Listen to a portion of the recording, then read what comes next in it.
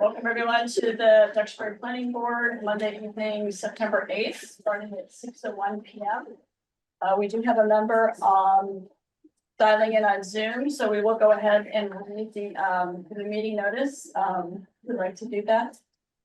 Pursuant to Chapter 2 of the Acts of 2023 and as amended as of March 28, 2025, this meeting will be conducted in person or as a courtesy via remote means in accordance with applicable law. Please note that while an option for remote attendance and or participation is being provided as a courtesy to the public and board members, the meeting or hearing will not be suspended or terminated if technological problems interrupt the virtual broadcast unless required by law. Members of the public who wish to watch the meeting may do so by using the Zoom login information and the agenda. Viewers can visit the local scene.media/Duxbury for information about Duxbury programming, including streaming and watching replays on Duxbury YouTube. Thank you. All right, welcome everyone. We have a full agenda tonight. Item 2 is a continued public hearing for 51 Wadsworth Road subdivision. We'd like to flip-flop that. Do we have somebody from? They stepped out, but that works out. I want to flip-flop that. We'd like to flip-flop that if it's okay with the board and just move item number 3, the second one. Do we need it? We're just reorganizing. How are you? Good, how you doing? Find a spot. I did the last one. Okay. That's the only reason I'm here. Yeah. All right, so let's go ahead and discuss the administrative site plan review for 126 Tremont Street. I believe that we have some people here that would like to talk about that. Yes, Peter Reardon, representing Bobby Palmer. No, we put the plans in front of there. Pardon? I was wondering if she put the plan up there. There we go.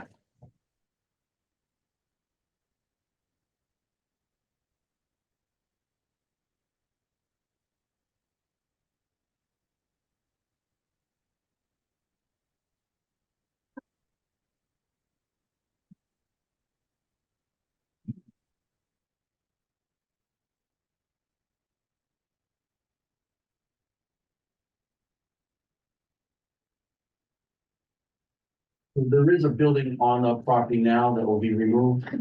And then we want to put on the mixed use building. I'm sorry, you wonder what? It's a mixed use, so the first floor is commercial, second floor is 2 apartments. Pretty much everything else. Okay. You want this. Great, thank you. Let me just put this group up. We switched the agenda items. We switched 2 and 3. Recording in progress. Okay.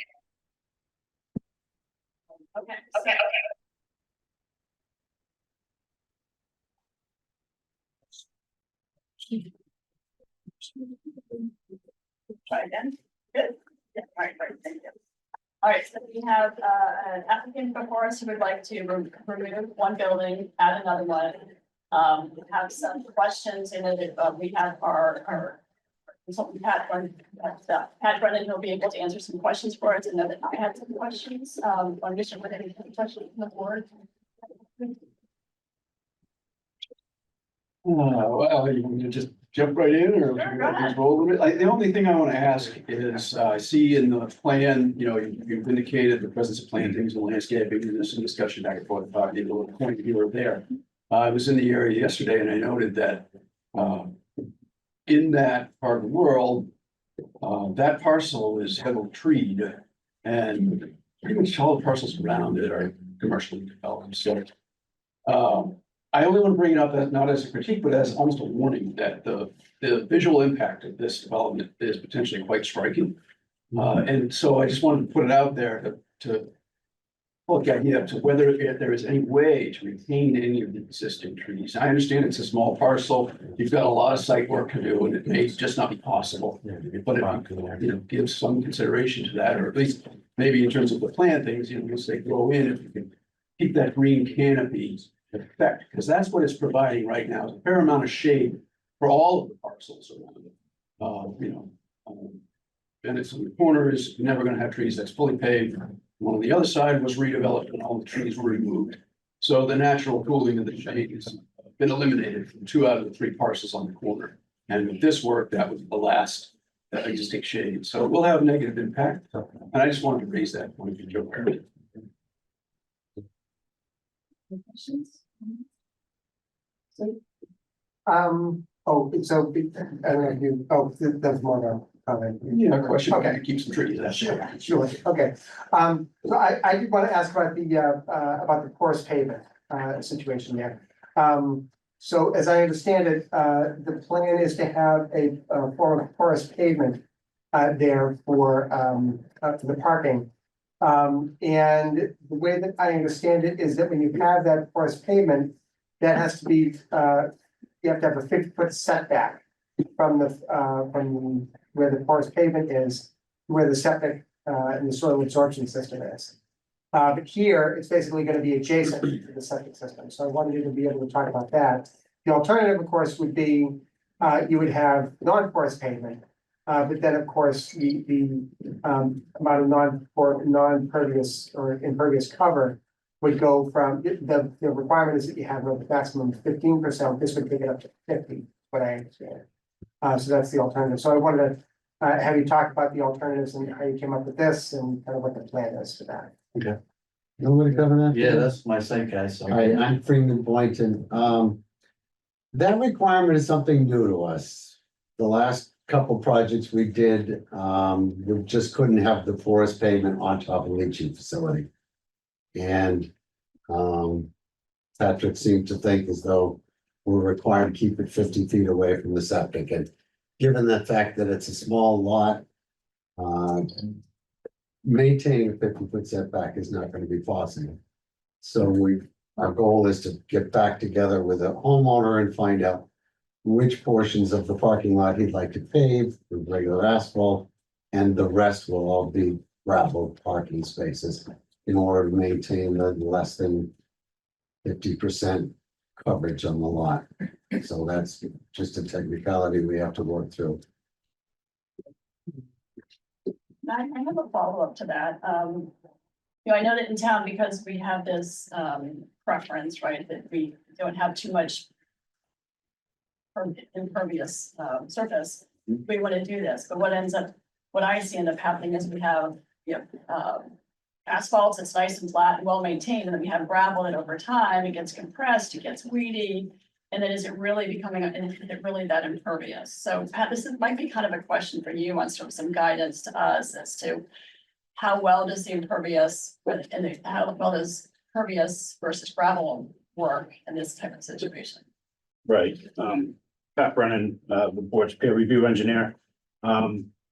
Yeah, so the Freeman's right, and it's kind of weird, the stormwater standards require that 50-foot setback for the pervious asphalt, pervious pavement. But they don't have any setback for a gravel parking lot right on top of a leaching field, so it just doesn't seem like it really makes that much sense, but those are the requirements. In on several projects, as Freeman's mentioned, they've done the porous asphalt because the boards have looked at that as not impervious, so it doesn't count toward your maximum 50% site coverage. The only way that I could see them getting around that with that requirement of the 50-foot setback is to make it a gravel parking area within 50 feet of the leaching field. It's the leaching system for the septic system is what we need to keep the 50 feet away from with porous asphalt. But again, it doesn't make a lot of sense because you can put gravel right on top, gravel parking on it. But that's just the way that the regulations are written. And in your definition, in your bylaws, the definition of impervious is a paved surface, something that will not allow stormwater to penetrate. So it's asphalt, it's roofs, concrete, those types of surfaces. Obviously, with the porous asphalt, the water goes right through it. Gravel, in theory, even though, like you said, it does compact and it's not extremely porous, but it does allow some drainage. So it's not considered impervious. And I'm sorry, which regulation did you reference? It's in the Mass DEP stormwater standards. The setback for the 50 feet. Okay. Right. Do you have any questions? No, this is the old garden center across from Sam's. I don't have any issues with the repositioning. I think it's a good use of the property. And this will likely come up on the ZBA more. It looks like I'm assuming the existing building was probably a non-conforming on setbacks. And now you're moving it pretty close to the boundaries. So I don't know if that, you're gonna probably have to have a discussion at the ZBA as that comes up. Because the non-conformity will then be new if you're gonna completely move the existing footprint. That was one thing, and then I see that you're in the 100-foot buffer from the abutting wetlands in the back, so. Again, that's not really our purview, but more in the Concom. Those are the two things I had picked up on. Other than that, I didn't really have any issues with it. We have to talk to them and they are right now. Yeah, I guess. Yep.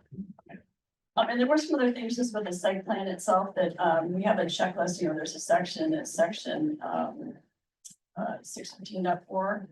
And there are just a couple of other things you could add them to the site plan. One, the name of the phone number of the property owner on there. Okay. Second, I didn't see any engineering cross sections. Is that coming? I have, yes, but I gotta get it to you. Okay, that's kind of what I figured, that it just, we didn't see the whole thing. Do you have all 8 pages? Four. Yes. You're missing 4. Are they part of this package? Full-size plans have all of them, and the half-size only have some. I Okay. don't know about half-size. That half-size? Yeah. That's all That's existing conditions right there. And how about, can we scroll up a little bit, maybe, other way? The other up? Up here. Yeah. So if we scroll down a little bit, we've got a picture of the building. And a floor plan. The name of the owner, but we don't have his phone number. You'd like his phone number on the plan? That's what it calls for. Okay, There are probably a couple other things we might talk about too. and if we could scroll up, I would imagine all 8 pages are here, so that's existing conditions. Showing the existing building and the setbacks, the property lines. And this is the drainage sheet. And the proposed septic system's on there also. You can see the septic's outside the 150-foot setback to the wetlands with the reserve area there, and there really is no place to put impervious or pervious asphalt to meet the setbacks at 50 feet, so we're gonna have to pave some and gravel the rest. Yeah, that's our drainage areas on a drainage plan. Cross sections and more septic information. Sorry, we didn't get all the pages. This is a landscape plan. Yeah. And that's a lighting plan, showing the lumens at all the locations, the parking lot. Oh, there we go. And some details. Thank you. And then I think Pat asked to have you show all the utilities on Yep, the drawings. It was out on the draw, we will be adding those when Peter figures out where they're gonna go and we work out parking and everything else. We'll provide you with revised plans if you'd like. and then adding the lighting pole as well, the two are perfect. I think those are the questions that I had. There was one thing on the, Emily, would you mind going to the landscaping plan? To kind of build on what Tag was saying about, it'll be a change in how the lot looks. It looks like you've taken the time to add a nice landscaping plan, so I appreciate that. So in the triangle, it's like easier. Matthew, I think this is your idea, right? There's a triangle right here, if you will, this, between the entrance to the handicap parking. Would it make sense to actually make that straight pavement and then continue the landscaping Yeah, there? we'll put a much smaller curve on that. Yeah, I think that was something Pat was looking for. okay, yeah, I think that was maybe it was your idea, so yeah, okay, thanks. And Pat was looking to label where the retaining wall is, that little rivel on the left-hand side of the lot. You other things. That's great. But I have a question. Is it possible to request a waiver from the stormwater regulations? Have you seen that or no? Um. That's a good question. I'm not sure. I'd have to, I'll try to look into it, but I really don't. Because it does seem like it's sort of disharmonious. I think I might have just made that word up where you drive in, it'll be nice and flat, and then it'll be a change. It would look more polished and finished if it was the same, but if we're limited, then we're limited by that. Well, there are quite a few parking spaces in town that are just gravel, most, Yeah. all of the area behind Sangs and Yep. front of the bookstore and a lot of those are gravel, and they work. It does. Okay. Madam Chair, if I may, so as I understand it as well, I think that there's an alternative. If you were to go to fully impervious paving here, you know, not have gravel, not have the porous pavement. You could have an artificial recharge system there. That would be an alternative. So I don't know if that's something you've explored or that you'd be willing to discuss. Well, we do have an artificial recharge area and quite a bit of it, but the Duxbury zoning bylaws don't allow you to exceed a certain percentage of coverage on the lot with asphalt and concrete and building. So we've got to keep it under that. But as Pat said, that we have been able to use pervious asphalt for that to meet that requirement, but in this case, if we've got to be 50 feet from the septic components, then that's not an option. The only option is to stay under the 50% to be gravel. Yeah, please. Yeah, thanks. So I guess just one thing, or one thing that jumps to my mind anyway, that I think needs to be clarified probably for both the planning board and I guess eventually for the ZBA as well. You just said, you know, basically sort of commercial on the first floor, and I think kind of for the drawings, it seems like it's one space is retail and the one in front is marked as retail, but it looks a little more like an office in a sense.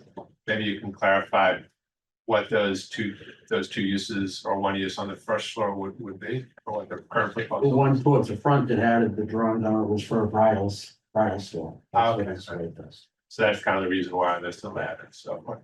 So that still counts as a retail use, I guess. And it's kind of services a little bit.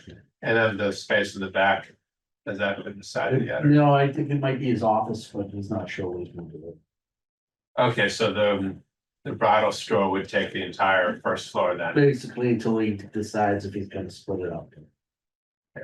And I guess if it did, I guess from the point of view of parking, like if it did wind up getting split up and some of the space became some other kind of use that's not retail, then you might not have enough parking spaces, at least as I read the zoning bylaw.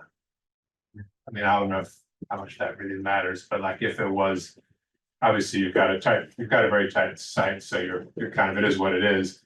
But you've got, I guess, either the 4 spaces, I guess, for the second floor, for the 2 units on the second floor. So that leaves only the 5 plus the 2 ADA. And then it, like, if the first floor became kind of like offices or maybe medical or some other type of thing, you might be running short of requirements for parks. Bobby would have to deal with that for how he, right now it's just the private. So I guess, yeah, as long as you're proposing retail on the entire first floor, it seems as though you're just barely good for parking, it appears, because the, like, 2 spaces per 500 feet or something like that, I forget exactly. I think the parking counts are on the plan. If you want to scroll down and we can look at them. Yeah, they're on there. Yeah, I mean, I think you're okay. I mean, if it's retail on the first floor, then I think you're okay. It's just more a question of like, if someday it became offices or whatever, then you might not be. You're kind of, yeah, you're close to the margin. Obviously, you've got such a small property that, you know, if you needed to add more parking, it might be impossible. Although it does say required spaces are 4 for the bedroom, 6 for the office, and there are 9 regular and then 2. Okay, so we're covered for what we're proposing. Here it is. So do we need to see our final version before we approve it? Okay, all right. Do you approve it or do you just defer judgment to the zoning? So good question. So we approved the site plan review and Okay. then zoning, but the zoning board, the ZBA does their own thing. So Okay. we're applying to them for a special permit or as a waiver or for a special permit, then we invite you to, if you, when you go to see them, they'll go do their own thing. We'll let them know what we have to vote. Okay. For that. But at this point, I think we would want to have entertain a motion to continue this So. Second. discussion. All right, I'll call for a roll call vote on whether to continue this discussion for the administrative site plan review for 126 Tremont Street. And Jen, we'll start with you. Just one quick question. Do we have a date in mind or when we want to continue it to? How much notice do you need? How far in advance of the meeting do you need the plans? Typically a Thursday before. Okay, So that you wanna could do bad 2 enough weeks? time? 2 weeks from our next meeting. 2 weeks from today, which would be our next meeting. Sure, well, we should have them ready by then. Yes, that's September 22nd. Great. Second, all right. Jen, and I'm sorry, Jen, I forgot to ask you, is there anything that you wanted to, any questions you wanted to ask before we proceeded? No, I'm good. We covered everything that I had questions about, so I move to continue this conversation to the September 22nd agenda. All right, would you, we'll go ahead and call for a roll call vote, starting with you. And Turcott, aye. Matthew Ray, I. Mr. Rabbi. Steve Kent, aye. All right, motion passes. Thank you very much. Thank you very much. Yeah. Have a good day. Thanks. All right, up next, I have a quick question. Is anybody here for 0 King Street? I am. You are. Let's go ahead and move you up because I think we're gonna have a longer discussion after you. Okay, thank you. Sure. Appreciate that.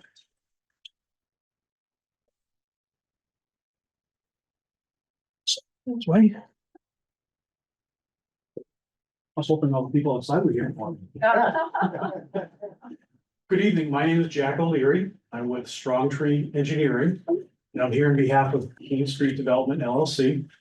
And we had met with Matthew, your planner, and he had suggested that before we get too far with our plans, that we should have a informal discussion with the planning board to let you know what we have in mind and to get your input.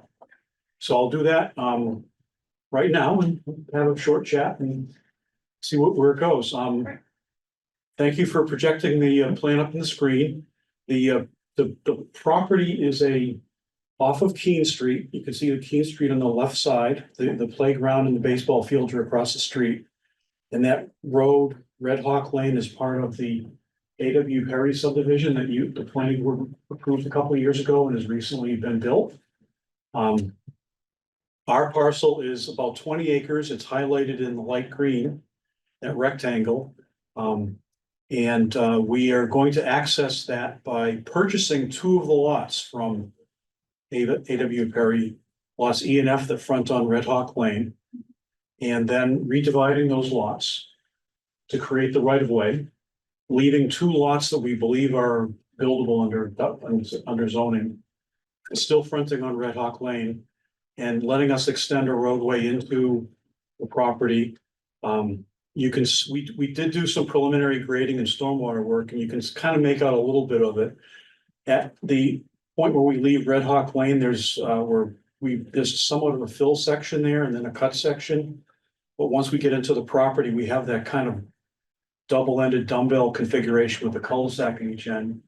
And the property in that area is not flat, but has gentle grades. And in that way, we create two new right of ways that create a frontage for 10 lots. The lots are shown with the developed area in white and the area left undeveloped in green. Reason for that is that the site is the land has a lot of restrictions on it. First of all, it doesn't show very well, but there is a wetland that we share with the A.W. Perry project in the upper left, the northern part of the property.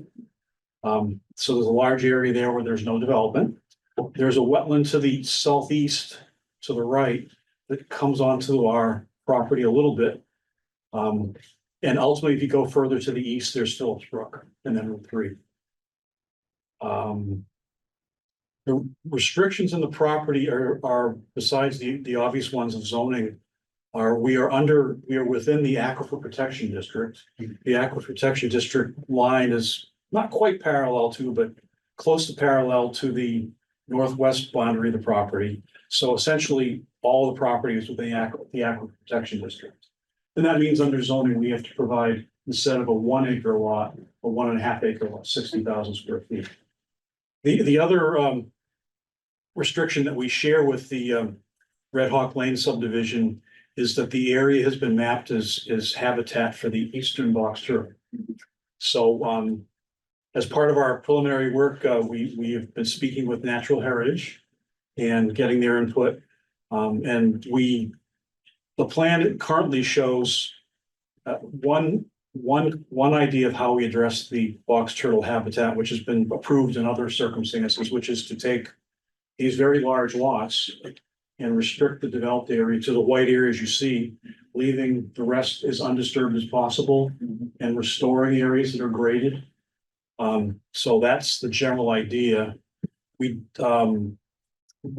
are getting some feedback from Natural Heritage that I just wanted to discuss with you briefly at the end of our discussion. We are proposing 2 stormwater lots, one on the northern end, one on the southern end, just above the word participants there. And we are working with your new stormwater bylaw to meet those requirements. And currently the plan is to both to address stormwater, also to address the fact that this is great habitat for turtles, is we wanted to do a couple of wet basins, stormwater basins that would have a deep section that would hold water, maybe not right now, but typically year round, and then provide storage above that to provide a more natural type basin and also to provide the phosphorus removal that the bylaw requires. The lots would all hopefully be served by town water. Each lot would have its own on-site septic system, which would have to meet the Board of Health requirements and the Aquifer Protection District requirements. It's the roadway configuration is generally similar to, and the project is generally similar to Red Hawk Lane and its lots, except of course the lots have to be larger. One factor that we have to meet, we believe, is the length of the dead end road requirement. The bylaw has a very clear description of how to measure that, which is very much appreciated because a lot of communities don't have that. And we believe we meet that requirement starting at Red Hawk Lane and going down the roadway, taking a left to the north to that cul-de-sac, 1,000 feet. The other direction is actually shorter. So it ends up, it's almost a perfect dovetail of the Aquifer Protection District requirements in Natural Heritage. You know, we have these fairly large lots that we privately own, and yet they'll have a area that's going to be essentially natural, left alone. Natural Heritage, we're discussing how that gets addressed. Right now, they're leaning towards having it all be one big conservation restriction. And they were hoping that we could somehow tie that together legally with what A.W. Perry's done. But I think they're pretty far along in the process, so we'll end up probably having a separate conservation restriction. But from the point of view of turtles, it's all the same. Essentially, we have a development project where on 3 sides, there's permanent open space. And on the 4th side, we have a conservation restriction along almost our entire boundary. And which also has a turtle breeding area on the lower left on the A.W. Perry project. So it probably is, seems to be a fairly light footprint for this subdivision, a lot of open space. Now, Natural Heritage has kind of focused on that turtle breeding area in our initial discussions, and unbeknownst to us, they are looking at this whole area as a whole, of course, and they're pointing out that the current development kind of puts houses on three sides of that turtle breeding area. And looking at our project, they are looking at our southern end of our subdivision. That cul-de-sac is on the fourth side of that breeding in nesting area, and we're hoping that wouldn't do that, or could somehow modify our project. And that's something we have to think about. I don't know how we can do it and still meet the regulations. I guess that's my question is, one way we could do that would be if the planning board was willing to grant us a waiver on the length of the dead end road requirement, we could basically slide the whole project to the north and leave an area on the southern end. I don't know what your history or thoughts are about that, but it's something I just want to float as an idea. And we also probably are going to be engaging a biologist to look at this too. And natural heritage doesn't have any real specific guidelines that you can engineer around. And the thought is that when the biologist takes a look at the actual ground out there, they may have some thoughts about how the turtles can get around. I tend to think that I live in a neighborhood that's not that much different than this, and it is loaded with box turtles, and they don't care what's in the way. They just go right through my yard. They go right across our transfer station parking lot, I notice, and they go across our road. We would of course have a berm so the turtles can climb over that. So it's a subdivision that happens to have to deal with turtles. So happy to answer any questions. Get your feedback, thoughts. All right, well, thank you very much. It seems like the team spent a lot of time on this, very thoughtfully laid out, and really appreciate working with David Perry and the Heritage Group to do that. I'll go ahead and ask the rest of the board to ask some questions. I do, yes. So I noticed that we have one of our maps here is the GIS map that shows the wetlands. Yes. At the project. And it appears that there's some wooded marsh that goes through where you have some development there. It's kind of to the north, kind of the upper right there. It kind of comes through almost the entire width of the development there. In this area or over here? It's down a little bit, yeah, like right in that area there, and then it kind of goes all the way across where you have that first turnaround. Yeah, I did prepare one with some more color that might be easier to read. Yeah. The darker green is the wetland area. We did see the Conservation Commission and did get a delineation of the wetlands approved by them, and this is the approved line here. So a very large part of these two lots is wetland and will not be disturbed. The other wetland is offsite is over here. So it may differ than the GIS map somewhat. It does differ from the GIS, but if Conscom is telling me that's what it is, I would certainly defer to them. Yep, no, it's been looked at. It's actually a very distinct boundary. There's a pretty good slope down to it, so it's not a vague boundary at all. So they have, I think, as I recall, none of the flags here were moved during the peer review. A couple of the flags here were moved because this is very flat here and it's kind of a distinct boundary. Thank you. Sure. And I appreciate the sensitivity to the turtle habitat and mentioning the setback, no, excuse me, not setback. Variance for the length of the cul-de-sac.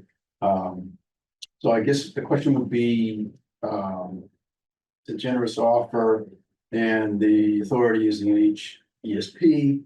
So how would we proceed with that in terms of you propose something and run it by them and then you bring it to us, or how would that work?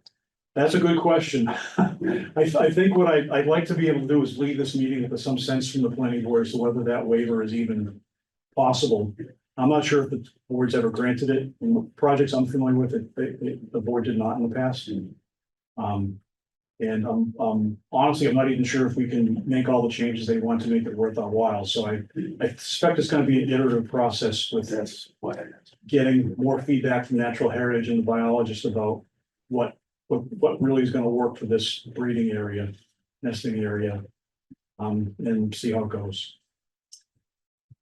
The one waiver is to shorten the road so that you'd be able to use more property toward the end for the breeding area. We would end up lengthening, your regulations set the maximum dead end road length at 1,000 feet.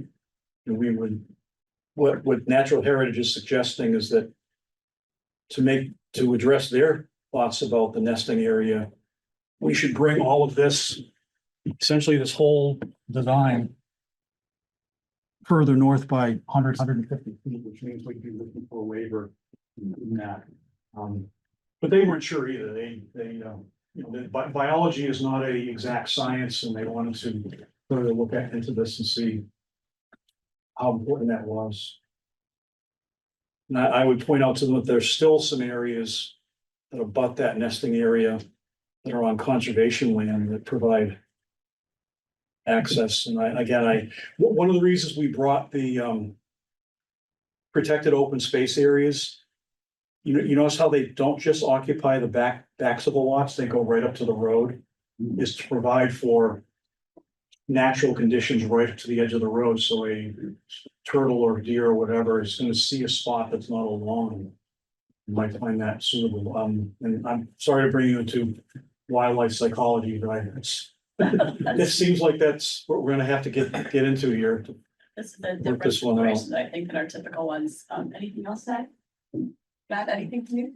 Nothing, in terms of the access road coming off of Red Hawk Lane, are you under agreement with A.W. Perry to purchase that, or would that be via easement to put that driveway? I'm not sure where the agreement stands, but they're working through an agreement to buy the two lots. Okay, And to get, and there's a cross easement situation too, Yeah. because they have to get access to the land out back. So right now, there's a pathway that goes through this property. So, right from Red Hawk Lane right through, and there's an easement through there, those lots.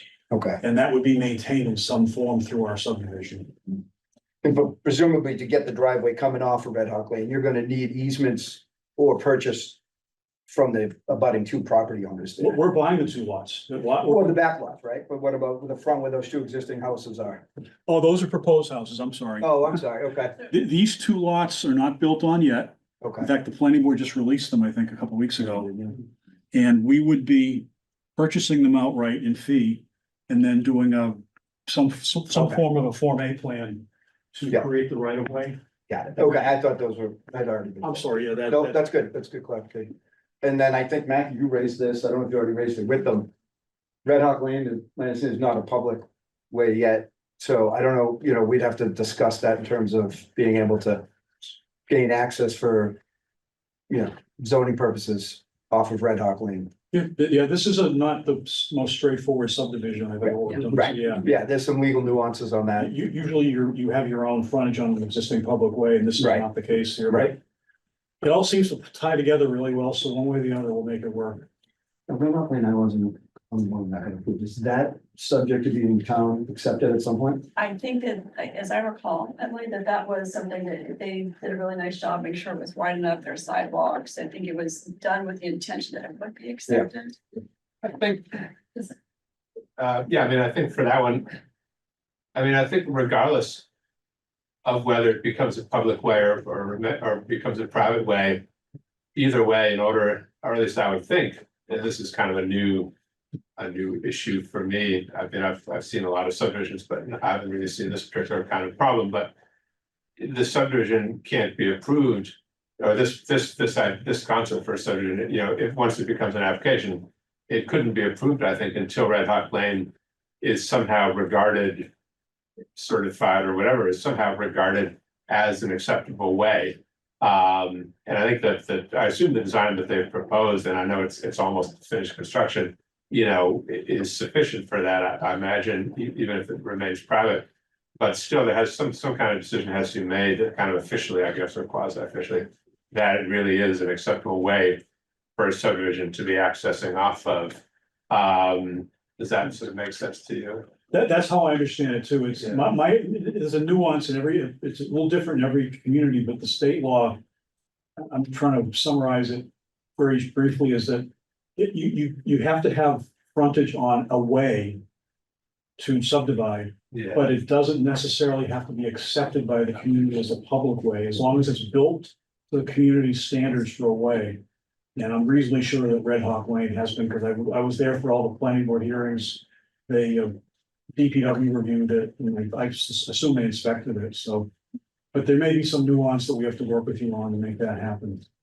And like, would you mind checking the minutes to see, just to double check and see what our recommendation was on that? On whether or not that we would recommend it to be a public way or if we did not. Because we've typically found that, it's helpful to add that in our deliberations, to add that to the notes, so that going down the road, it's easier to go back and reflect on, it was the intention of it, wasn't it? Pat? Yeah, only because I reviewed that for you. They are anticipating asking for seeking acceptance of that one and the other, the little cul-de-sac that's also part of it. And the reason why that cul-de-sac actually has the paved circle. When they had originally come in, they came in with a hammerhead, and DPW was not going to support that being accepted if it wasn't the paved circle. So that was the reason why that was turned back to the paved circle.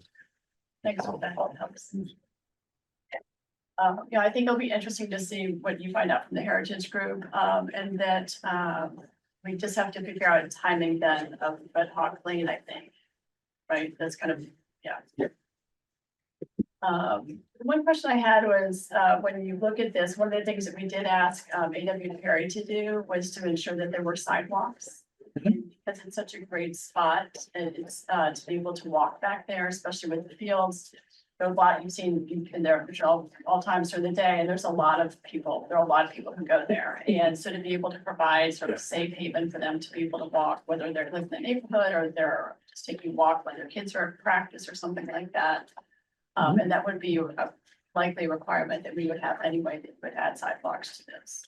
It's not easily seen on this view, but there's a sidewalk connecting to Red Hawk Lane On the north side. on the south side. And then one on the west side of our road down to from each cul-de-sac, so. Oh, okay, now. But we can, that's totally flexible, however the board prefers it, to be just arbitrary at this point. Thank you. But yeah, it's a good point. I mean, I've been there. This is, people are up and down the side of Keene Street at a softball game Yep. at 6 o'clock at night for sure. Yep. And is there any way, I wonder, this might be totally beyond our purview, I'm just gonna ask anyway, is there any way to have any walking trails or anything like that in the conservation side of the sides of the property? Is that beyond your scope? I don't see any reason why we couldn't cooperate with that. There are sort of trails here and there now. It would be useful to get some feedback from maybe the Conservation Commission about where they want them to connect. Right. I think there's the one that we know of, the main one comes right through here. I don't really recall any trails in this area, but I believe there's a trail that comes through. I'm not sure how it relates to this wetland, but somewhere over here, and that connects to where all the other open spaces. So yeah, that'd be great. Very good. Jen, do you have any questions or thoughts? No, I've answered, the discussion has answered all the questions that I had. I was very curious about Red Hawk's Lane private versus public, but that's been answered. And the fact that lots E and F have been released for purchase means that Red Hawk Lane is substantially complete. So the timing looks like it will work out when this the official subdivision application comes in. And I'll speak only for myself about the NHESP issue, but waiver requests are handled on a case-by-case basis. And if we gain something if the planning board gains something by granting the waiver, then it's something that I would be willing to consider. Thanks, Jen. And just to confirm, right now the lots on Red Hawk Lane are noted as lot E and F, but then in the subdivision part, there's also a lot E and F. You intend for the Red Hawk Lane pieces to be part of this subdivision? I know that they've been really separate, so those should be separate. They're separate. They would be, those would be part of the Red Hawk Lane, but basically Okay. their traffic is going to that from the utilities, so it would be considered separate. Okay, just checking. All right, anyone else have any, Matt? Go ahead. Yeah, thanks. But the those two lots would not be part of your proposed subdivision. Because even though you're buying them, but the little sort of right of way in between the two, that you're gonna create in between the two lots. I guess that would strictly, this might be kind of a nitpicky question. That area, I guess, would become part of this subdivision application, I believe. I think so, yeah. I think it would have, because it would have to be getting the distance, the access to, again, to the way. Yeah, it would become, I guess the way would include that real estate.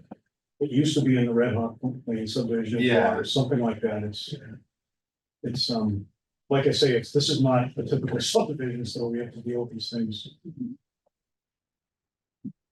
Any other questions? No? All right, well, we thank you very much for joining us tonight and having this conversation. Really appreciate that heads up and thoughtfulness. Yeah, thank you for your input. The input's great, very much, appreciate it very much. All right, thank you. Have a good evening. All right, next up, we will continue. No. Just open it. Okay. I'm going to let's open the continuing public hearing for 51 Wadsworth Road. We'll start with the applicant, and then we have our consultant here to give us some feedback and provide some commentary. The floor is yours. Thanks, Madam Chair. For the record, Rob D'Ambrosio, attorney at law, D'Ambrosio Law in Plymouth. Nice to see Pat Brennan here. Look forward to his comments, which I think we've addressed, but I want to just address a couple of legal points, give an overview of where I think we stand now. And then I'd like to give the floor to Josh Green. You can kind of run us through the plan revisions. I think that'd be a good use of our time, if that's okay with you. So again, one of the things that I really was primarily here last time to address was town council's comments about frontage and access.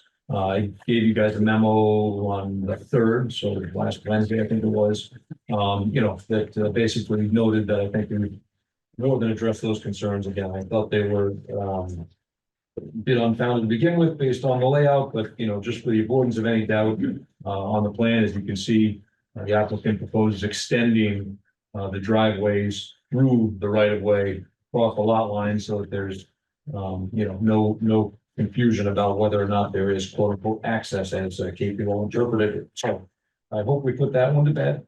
We certainly submitted the plans. Again, Josh can walk us through those, but the primary objective of that plan revision, apart from addressing Amy Plessel's comments, were to address Pat Brennan's comments. Again, it's nice to have an independent peer review by a well-respected engineer. And again, he gave us a good hard look and we've taken another cut at it. So as you can see from his memo, I think he's in a good place with it, but you can hear that from him certainly himself.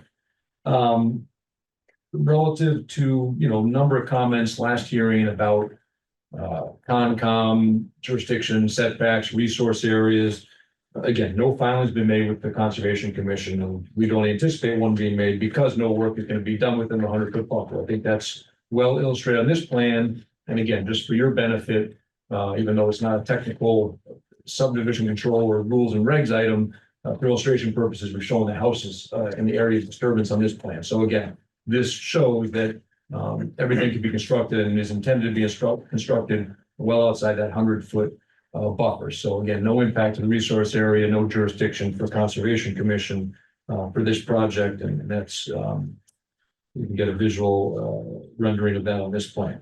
Coastal Bank was brought up as well. Again, we've got that 100-foot setback denoted on this plan as well. Again, ultimately, that's the Conservation Commission's ball game, but just because it came up, we thought we'd speak to it. Something popped up last week, something new. You guys also saw it. The Mass Historical Commission tendered a one-page letter that was couched as a recommendation. That was on September 2nd. The town clerk stamped it. I issued a memo the next day responding to it. I think for a litany of reasons that letter should be disregarded. Wasn't properly applied for, didn't issue properly. And really most importantly, there's no basis for MHC involvement. There's no jurisdiction here. This is not a state or federal regulated project. It's not public land. It's a private project. It's not pulling the state permit. So there's no jurisdiction, and there's certainly some procedural issues there. So I can get into that if we need to, but I would hope and expect that the board would disregard that letter because it was not properly issued. Last week, and then finally, just to kind of bring it home in terms of why we're here. there was a number of comments made last week along the lines of, this is trying to subvert the process or circumvent the process, or this isn't a good project for this reason or that reason. Again, this is about as conventional of a proposal as you're going to see in terms of subdivision control. And subdivision control itself is one of the oldest and most statute-based processes in the Commonwealth. If you look at the town of Duxbury's subdivision rules and regs, they were adopted in 1950. So again, Mass General Laws, Chapter 81K through 81GG, that's subdivision control. And then each town is authorized to adopt their rules and regulations. So a discussion of whether, people think two houses are a good idea or a bad idea, or, appropriate for the neighborhood, that's beyond the scope of your rules and regs, our rules and regs, and certainly beyond the scope of the statute. So again, two houses on a 4-acre parcel, that to be evaluated relative to subdivision control itself. Again, it goes without saying, I think we pointed out last time, this is far less dense in terms of lot area, houses on a lot than any vast majority of existing housing stock in Duxbury, and certainly the proposed housing stock. Even that new subdivision that we just saw on the A.W. Perry land on Keene Street, proposed large lots, 1.5 acres each. Again, and not to cast any aspersion on that previous plan, but that is a less conventional subdivision, I think, as Mr. O'Leary pointed out. That was an aquifer protection district, NHESP habitat. We have none of those issues here. This is a very straightforward and low intensity 2-lot subdivision. There's no request for a road length waiver, anything like that. Very modest set of kind of formalistic waivers. And that's about all you have here. I think the last thing that I'd like to do is just read you one sentence from your rules and regulations, because they really explain what the purpose of the rules and regulations are. So again, this is a third sentence under section 1.0 of the subdivision rules and regs. The heading of this section is authority and purpose. These subdivision rules and regulations have been enacted for the purpose of protecting the safety, convenience, and welfare of the inhabitants of the town by regulating the laying out and construction of ways in subdivisions, providing proper access to the several lots therein, or which have not become public ways, and ensuring sanitary conditions. That's the purpose of subdivision control and rules and regs. So again, I just would like us to try to stay focused on that. We're certainly happy to hear all feedback and comments. We heard a lot of it last time, but I think that the discussion meandered a bit afield from what really the calling is for this board, respectfully. That's all I have for now. All right, so Josh Green, Homestead Consulting Engineers, I'll just run through the response letter that we had submitted. I do want to make one correction. The 100-foot buffer for the coastal bank isn't shown on this plan. It is delineated on the plan, but for the sake of the planning board, didn't come into play. It's really just the upland versus the wetland count.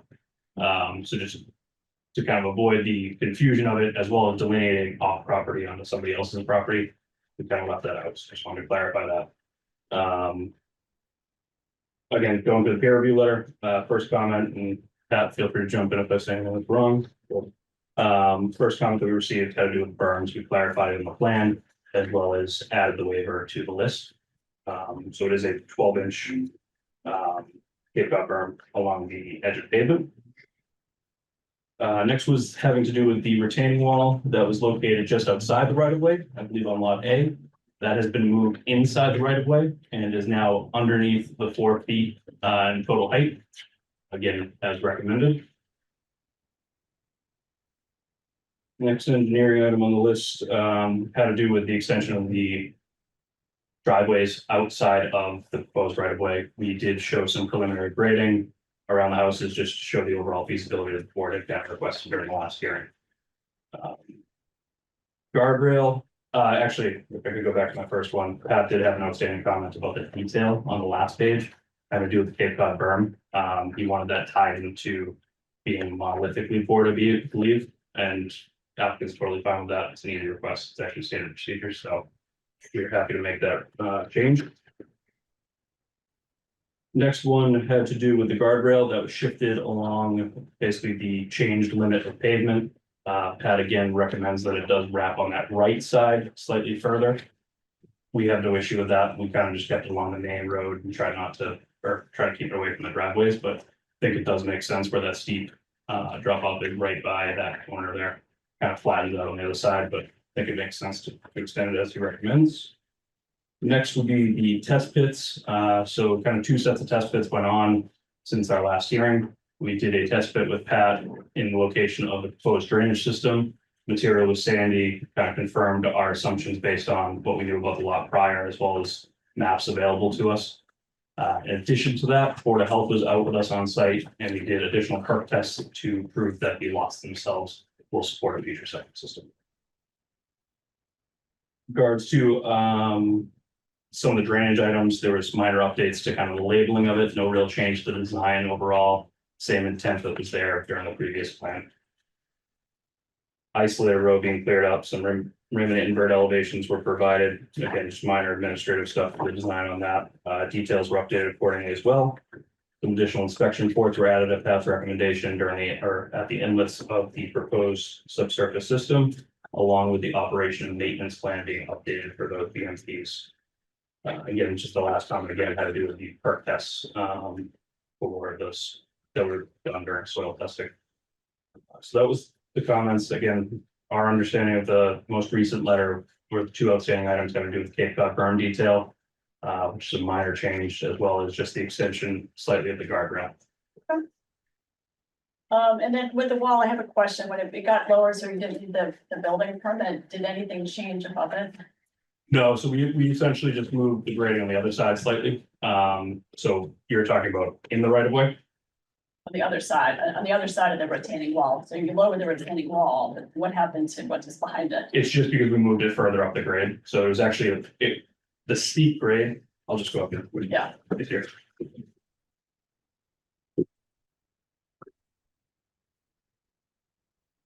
The steepness of the grade is really off property here. You can see it's pretty much flat in the area of the system. So actually by moving it this way, we actually picked up grade. So it made it so the wall just shortened because of that. Okay. So it didn't have to do with the shortening of the height or anything. It's just happened to work out better for it. Anything else you'd like to share? I think I'm good. All right, Mr. Brennan, would you like to give us Sure. your review? Yeah, Josh kind of hit on everything that I was gonna mention. As you can see, the main difference between this plan and the last one is that both houses are gaining their driveways coming off the proposed right of way. And that was, I believe, kind of the crux of the comment from Attorney Wessel. It was one of my comments in the original review because that's required under your regulations. So they made that change, as Josh noted. I witnessed the test pit out there, so the soils are suitable for the drainage system. And as he mentioned, the only two outstanding items, as he mentioned, was the Cape Cod berm. I want to replace with both pavement courses. And the main reason for that is, on your subdivision roadways, like Red Hawk Way right now is at binder course. And they put the Cape Cod berm down with it. If you don't do that, you're not controlling drainage for the next few years while the houses are being built. So that's why I always ask that happen. So they agreed to do that. And then again, the guardrail, and that was just, they have the guardrail, it comes along here. I just wanted them to extend it over here because that's where the slope is that goes down. So just for safety reasons.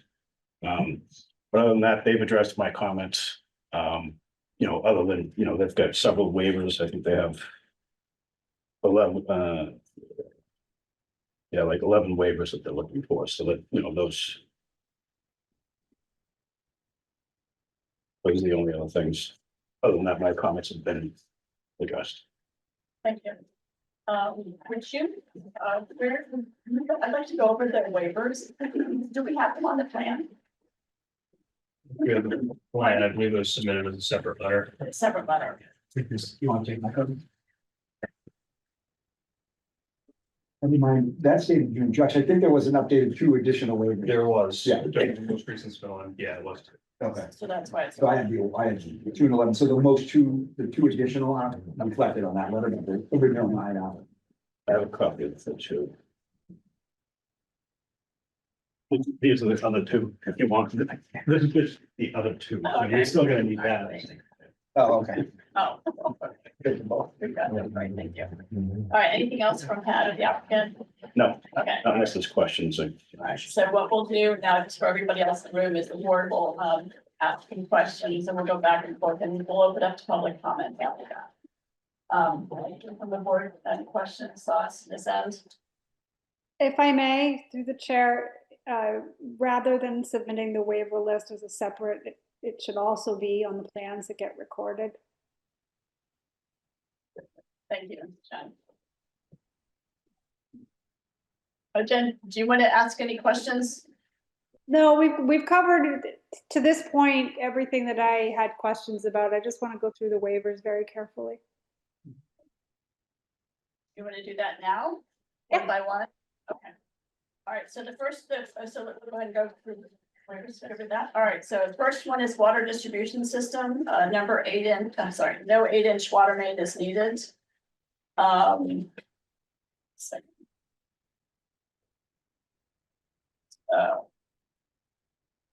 Okay. So the second one is a roadway plan profiling cross section. The third is a landscaping plan. The fourth is an environmental impact plan. The fifth is an erosion sediment control plan.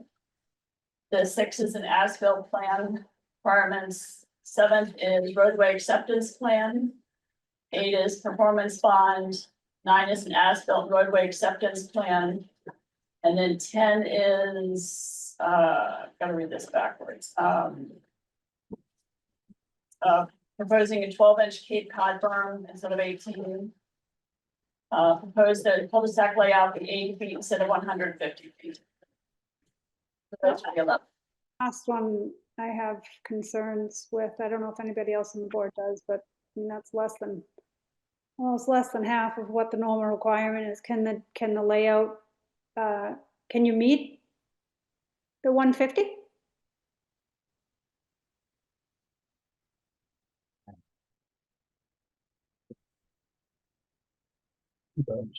Probably meant to speak more to this, but it's been more in the character of 2 lot subdivisions in the past, right? Overall, with Seacoast Engineering, when we looked at the 150-foot versus the 80-foot, looking at the, let's just say, the size of the proposed subdivision, the additional lot to make it a 2-lot subdivision, not like what you saw off of King Street earlier tonight, where I think they're talking up to 10 lots. The 80-foot circle meets all the requirements that we have designed for. It's similar to a couple other 2-lot subdivisions in town that the planning board has already approved as recently as 10 months ago, last fall of 2024. But it creates minimal disturbance of the existing land. It allows the developer to, let's just say, clear what has to get done to prepare the roadway, the stormwater infiltration system, and basically change the landscaping as minimally as possible. If we went in with a 150-foot circle, the length of the roadway, the circle that would have to be done to meet all the public safety requirements would significantly require us to remove a lot more than what we're proposing right now. When the development review team met back in July, I believe, Deputy Monahan from the fire department basically indicated that the proposed hammerhead that we have shown here was needed, and I think Captain Murray, one of his assistants, indicated also that they need, enough pavement for the ladder truck, which requires a 43-foot turnaround. So basically, the hammerhead that you see on the plan meets their requirements. It's similar to what's on Nash Road off of Surplus Street. So again, it meets the requirements, but primarily it allows us to disturb as little land as necessary to construct the second lot on this property, well, on the section of 51 Wadsworth. So that's basically it. I'm sorry, Madam Chair. Can I jump in with a quick question for that? So you said that recently the planning board has approved 2 subdivisions with the 80-foot, like with a waiver of the 150-foot The requirement. one last year was the last one, correct? 2024. Were those I guess what were the two names of those? Or I guess part of what I'm asking is, were those examples where it also had the, what am I trying to say? The cul-de-sac, the actual road built within that right of way? Or were they more like, The one from last year did not require any pavement in the 80-foot circle. In other words, the water services are coming in individually from the street. The driveways will be allowed to be constructed in a normal frontage location, so the actual 80-foot circle will be not disturbed much at all. Again, to maintain the integrity of the neighborhood and the landscaping that's there right now. and the other one, the other subdivision where they waived That it? was a number of years ago on Alden Street across from the tennis courts in the library. But I'm guessing that was probably a similar situation where the right of way was allowed to be undisturbed. Correct.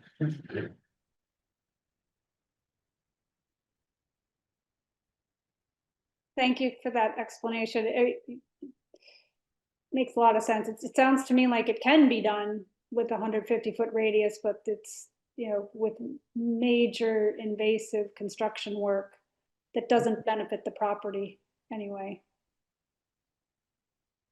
Thank you, Jen. Pat, do you have any questions? No, I mean, for Paul's reasons, there is benefit to keeping it at 80 feet. Because you're reducing the amount of disturbance of the existing vegetation that's there.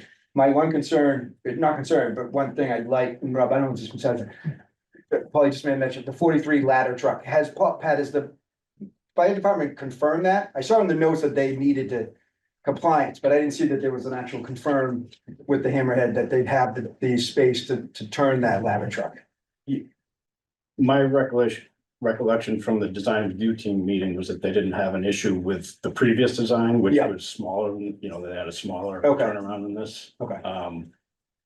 But I don't want to speak for them, but that's how I remembered it. Yeah, and that was my only real concern. I think they addressed, KP Law's comments, in terms of creating the definition of a way in terms of bringing the pavement over. But yeah, my one question was on the fire truck. Right, my one concern is that the emergency vehicles still have the room. Right, and I had a similar question, I had a similar concern because the original design we looked at, the one that was approved by, that was reviewed by the design review board, it was more like a traditional hammerhead. This is a little different, so I would feel more comfortable if we went back to fire and safety and had them do another review of that. Just a letter to us confirming that, we'd be fine with it. And then my other comments is, and we'll hear from the public. But I think we need to stay within our purview of the board here. Yes, Some of the stuff that may come up tonight is not within our purview. yes. Open to discussion, and I'm not discrediting any of the concerns, but we have to be careful, what we now analyze. Right. Anything else, Matt? No, Pat? Sure. Well, I guess, looking at the revised plans, I do note that the house on the right, directly in the corner where apparently that's a retaining wall next to the driveway, right? It looks like you have a 55-foot right in the corner. You can't see it at this scale. And the driveway's at 60, so that's another 5-foot retaining wall. Just so, because that came up before, so probably worth mentioning. Will require a permit for the 5-foot wall there. Just noticed that. And I want to respond to your comments, Rob, Attorney DeBruzzo, because, you asked a question at the last meeting. I should be addressing my comments to you. The applicant asked the question at the last meeting, where was this not in compliance with the law? And as the attorney points out, the terms or the operative requirements are safety and convenience and public access from the way to the buildable area. And the applicant also said that, it's not the planning board's business to determine the buildable area. I'm not sure that that's correct. It seems like it's a collaborative, fact-based exercise to determine the buildable area. So as I understand it, you would propose a buildable area.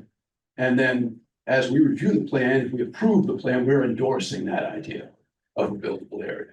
Does that make sense to you, Matt?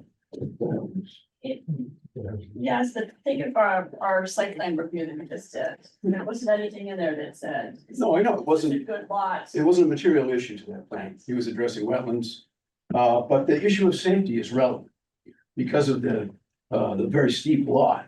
It does create safety issues. And I think about these things, not just in terms of plan view and your desired end state, but the construction process as well, because you're gonna have to excavate for foundations and pour footings. And you're already on a steep slope, and so the impact of that excavation is gonna disturb the entire slope. It's held together at this point by extensive vegetation. And as noted in the plan, in the test pits, it's essentially sand. So as soon as the vegetation is removed, it's gonna destabilize the top of that slope. And so it raises serious concerns for me, for the safety of the workers in the process of constructing this. Safety of the public while it is a construction site, because unless it's fully secured with a fence, there are gonna be serious public safety concerns with this work site. And then finally, when it's completed, I'm looking at the house on the right, which has got, very steep hill behind it to essentially extend the existing line of the hill. It's got a very, I don't know what the actual pitch is there, but it's steep. And it's just as I said, it's just, I appreciate the extra effort to draw this out so we can actually understand the implications.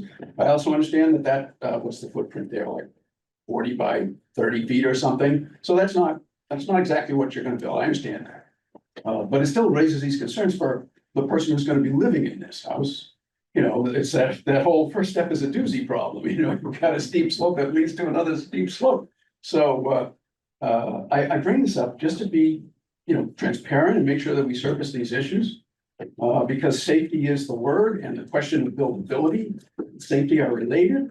And if this board is going to endorse this plan and your idea of a buildable area, I want to be comfortable with that. I don't want it to come back and bite either of us.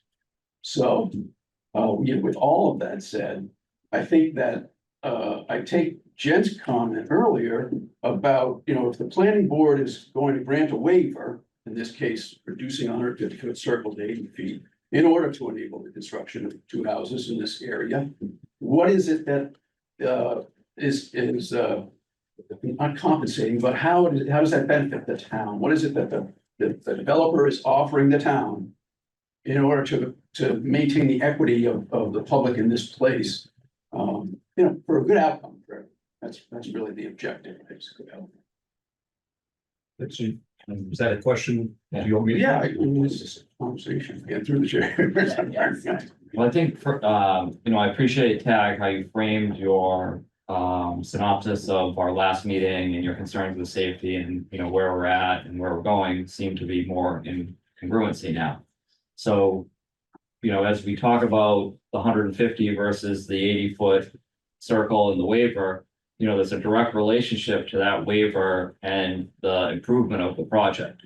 So as Paul had stated, if we do the 150-foot circle, we're taking more land, we're increasing our footprint, we're taking more trees. The benefit to the town, the benefit to the residents, and the benefit to the future residents of these 2 homes is that the smaller cul-de-sac is going to disturb less land. I think that's the trade with that waiver. I'm wondering if the engineering team could talk to us a little bit about maybe the some safety efforts that might be underway when the construction is happening. Maybe that would allay some of the concern. There's a couple things with that. I mean, as far as the safety during construction, that's really means and methods. I'm not supposed to comment on that. That's really for the contractor to deal with during construction. But there's a process. There is, and oftentimes it is a condition of approval that's worked out with the planner prior to construction starting. So it's not my job to tell the contractor how to do it, but there is avenues there. So the one other thing I do want to point out that I don't think's been said, with a 150-foot circle, it would push the development into conservation jurisdiction. It would put the houses behind the existing houses. So now the fronts would be staring at the back of the existing houses. So there are benefits to keeping this how it is shown now versus moving everything back.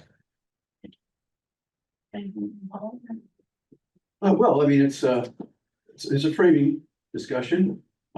So the purported benefit to the town of granting a waiver to reduce the 150-foot circle required to 80-foot is to, essentially reduce the amount of buildable area, right? You're just using less of the land to accomplish this construction.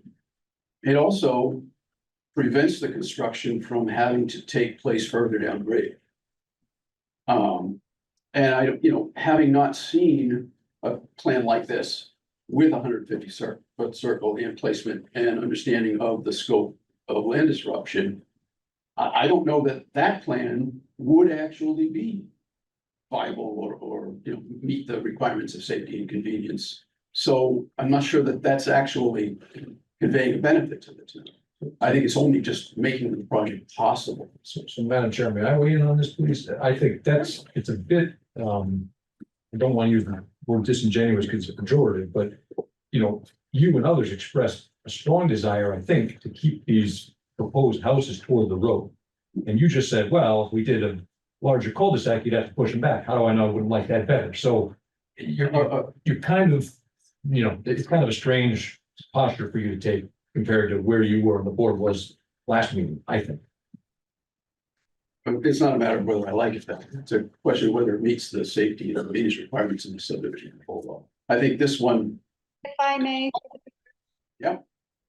What we have done in the past with situations like this is we've asked the applicant to submit a plan that meets the design without the waiver. I think the only waiver that is a concern, and please, rest of the board, keep me honest here, is this 150-foot radius in the cul-de-sac versus the 80.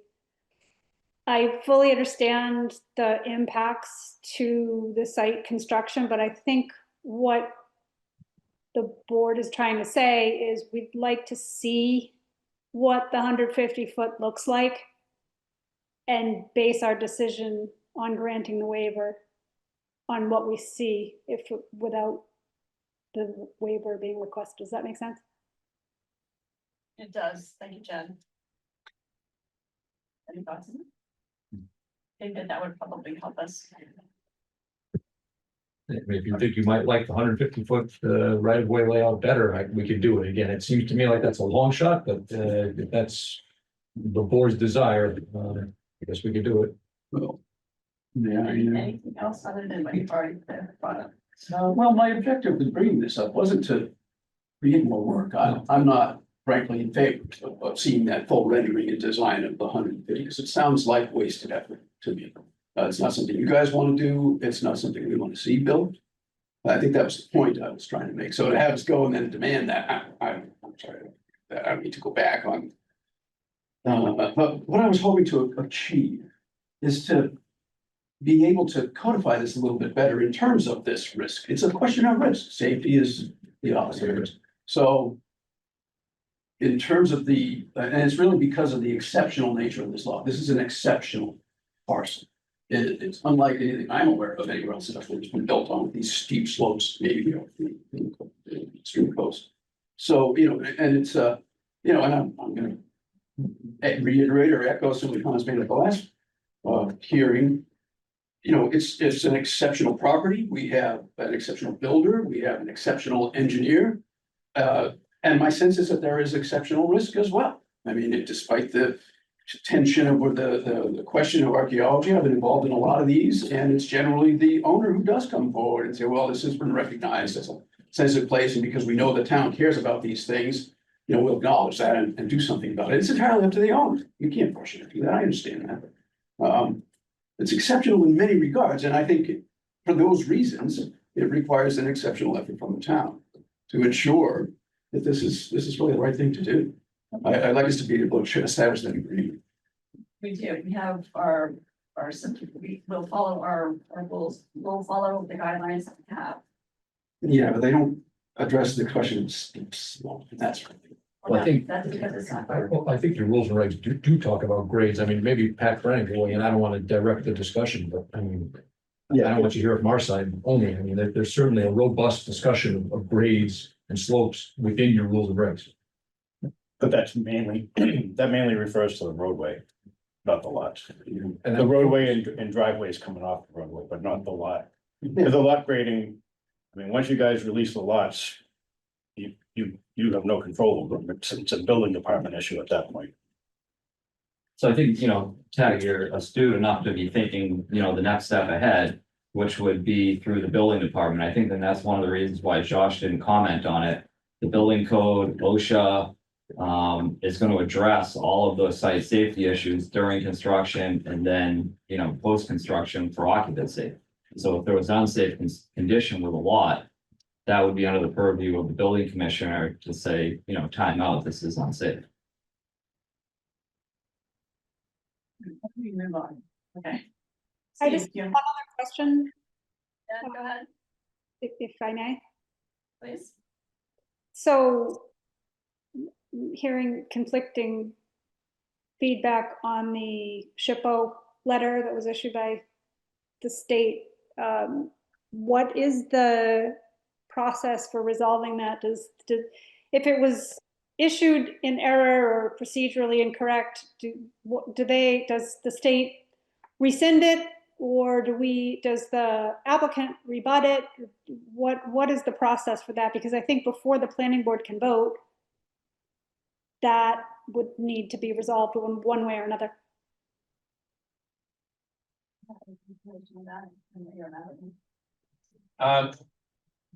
I don't have any definite answer to that, and it's something we certainly could consult with town council or possibly with MHP. But within the research that I did, looking at the CMR, the reference in that letter to CMR, I forget exactly what it was, and also the reference to Mass General Law. I read the whole CMR. I read those portions of Mass General Law, which are not always sort of easy to understand, but they're still English. And I really didn't see, at least in what I looked at, I didn't see anything that stated that an application, that a project of that nature, cannot proceed, or anything stated that like the planning board has the authority to hold up a project for that reason. Maybe Pat Brennan can speak more to that. And again, it might be a question for town council. But I just didn't see anything that I could see that, that says that the board kind of has the authority or even the kind of responsibility to kind of delay a project for that reason, or to order that the, whatever they call it, the archaeological investigation be carried out. But again, my knowledge is, I mean, this is kind of a first for me. So my knowledge of this is not thorough. So it certainly could be a question for town council. Thank you. Matt, do you have any experience with this? Experience with Mass Historical, yes, and it's typically only triggered when you have state or federal permitting or state and federal funding. Well, on this point, they've got to come back and do what the new plans to expand the guardrail. I would suggest we pose it to Amy and tell her we need an answer on it by such and such date, but I lean towards what Pat's interpretation is too.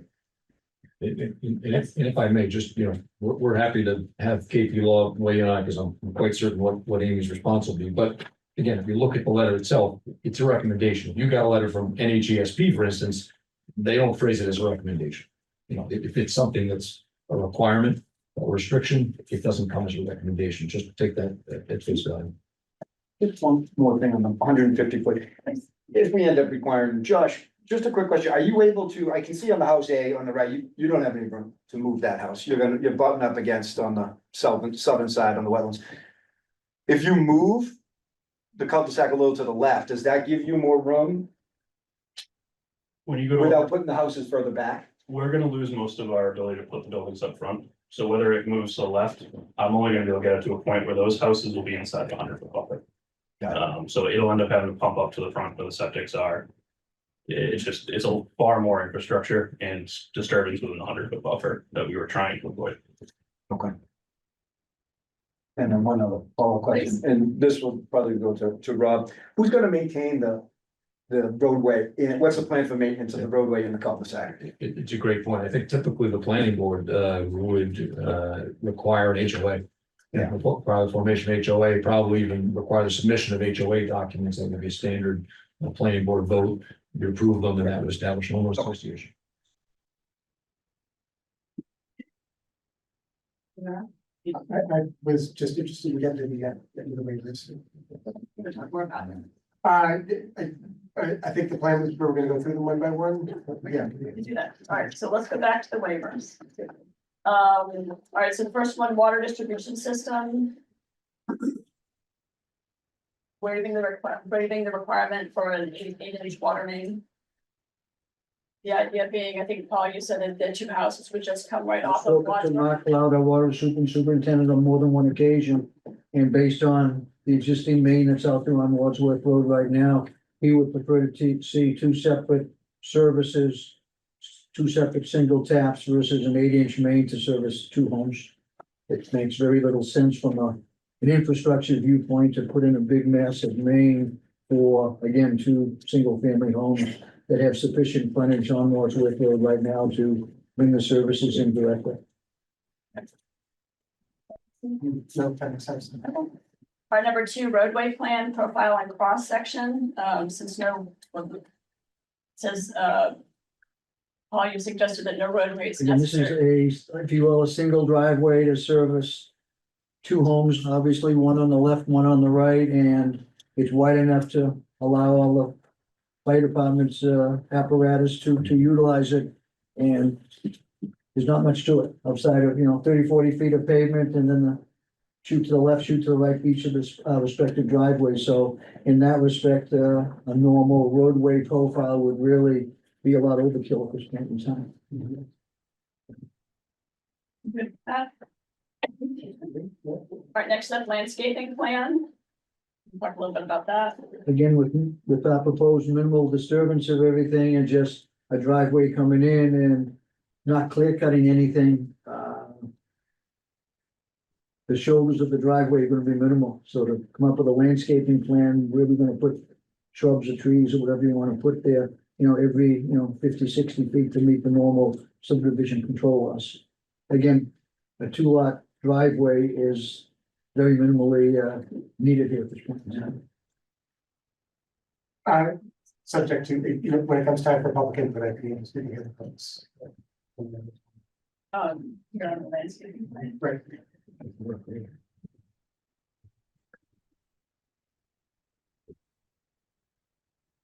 Okay. So then we can ask them to put in some landscaping. Yes. About it, just, if the public has some concerns about the plan as it's been expressed, I would like to take that into consideration. Especially maybe given what a steep property it is, maybe some good landscaping could help sort of reduce the risk of erosion and so forth. All right, number 5, erosion/sediment control plan. This is interesting, Paul, because you wrote with negligible disturbance to the land under development. In other words, with the 80-foot right of way, the grades up front are minimal. We do have a steeper grade, if you will, getting to the back with the retaining wall and guardrail proposed. And at this point in time, to be done properly with an experienced site contractor, the potential for erosion would be, a little bit, it would be minimal, but in that respect, it wouldn't be a significant concern outside the fact that once everything is finished, paved, and let's just say whatever shoulder would be needed to be landscaped, the normal erosion would take care of. I mean, the Cape Cod berms would keep the water on the driveway into the infiltration area. So if everything is done properly, any landscaping plan really, or erosion plan would really not be needed. And if somebody had questions about some sort of a condition during construction, then that could be addressed if need be at this point in time. What about erosion on the backside, though? Yeah, sorry, go ahead. So on this particular plan here, they did actually add the silt sock details for the erosion control. And this dashed line is the erosion control barrier. The waiver is more for a separate plan showing it. Okay, So, as opposed to showing it. on- yeah, the erosion, like that's what the erosion control is on there. And there is references in the operation and maintenance for control. So if I may, through the chair, do we does the applicant really need to request a waiver to the erosion and sediment control plan? Because it's kind of already on here. I guess the question is, does that have to be a separate sheet? Like, is that the planning boards? What would make sense to actually put it down at the bottom, which page is that?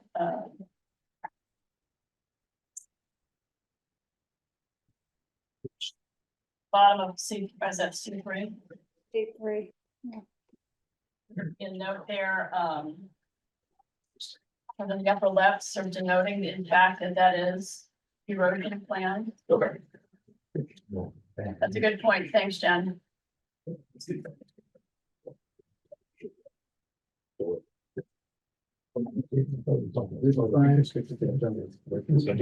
Okay. So, We were talking about the erosion and sediment control plan, right? yes, Yeah, number waiver 5, five, yes. like we were saying. As we're saying, just make a note on C3. Yeah. To denote that that's the, give it a title. And then we could include that I think as, we should put the waivers are usually required on the plan, it has to be recorded anyway. pardon? The waivers have to be individually That's separate. on the plan. Yes. So report, yeah. Yes, that is something we will require, but it's not on there right now, but what we're saying is that if you were to add, if you were to title this section. On the I would on the say. put up the box and say this is your soil and erosion plan. Could you repeat that one more time? Please? Well, A little bit confused. I'm good. You good? I'm good. We're suggesting that you remove that waiver. Okay. By denoting it on the plan, the information is already there. Understood. Yeah, that's all. Does that make sense? Yeah. Retail the plan sheet. All right, number 6, as-built plan required. I'm not building a roadway with the profile and everything, and as-built really would be, we don't do as-built for driveways in essence, so it's, again, it's a de minimis issue based on the, let's just say the smallness compaction of the construction. And we have as-built to do obviously for Title V purposes and building and zoning purposes, from the foundation viewpoint, so that's all part of the process. I don't know if I agree with that, simply because we're talking about, a drainage control structure that's gonna require future maintenance. I think it's gonna be important that the details of how that actually ended up getting built are in the record. Because you wouldn't want 5 or 10 years from now, somebody, the thing starts to break down, somebody's coming in there with a truck and saying, well, I look at the plans and then I went to the site and it doesn't match and I don't know what the hell was there. I think this is different. I think we're okay with removing that waiver. Okay, so I'll take that off the list. And if we had a roadway profile, the as-built would show a lot more significant engineering details that obviously we don't need at this point. So you'll remove number Yeah, 6. there's no profile. It would basically be this and as-built form. Okay, So yeah, that's where we're finding that. so you remove number 6. Correct. Okay.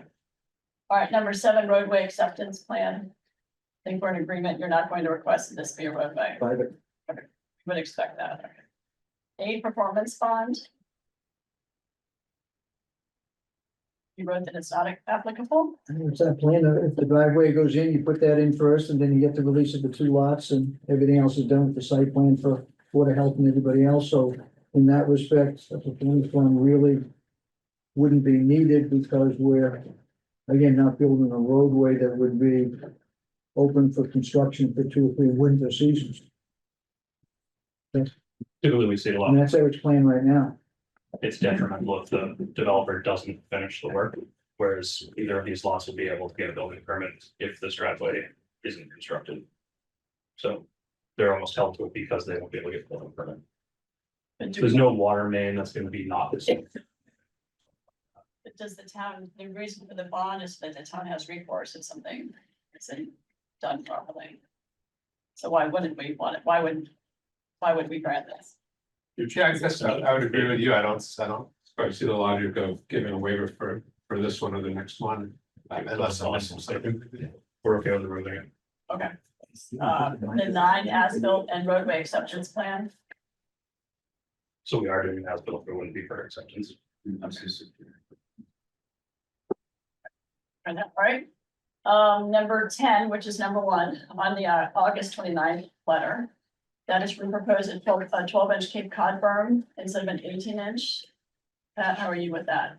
I'm fine with it. Most of the pavers don't have the 18-inch attachments for the pavers anymore, so they all go to 12 inch. And what we ask them to do is make the travel lane that extra 6 inches wider, so back to back is still the same width overall.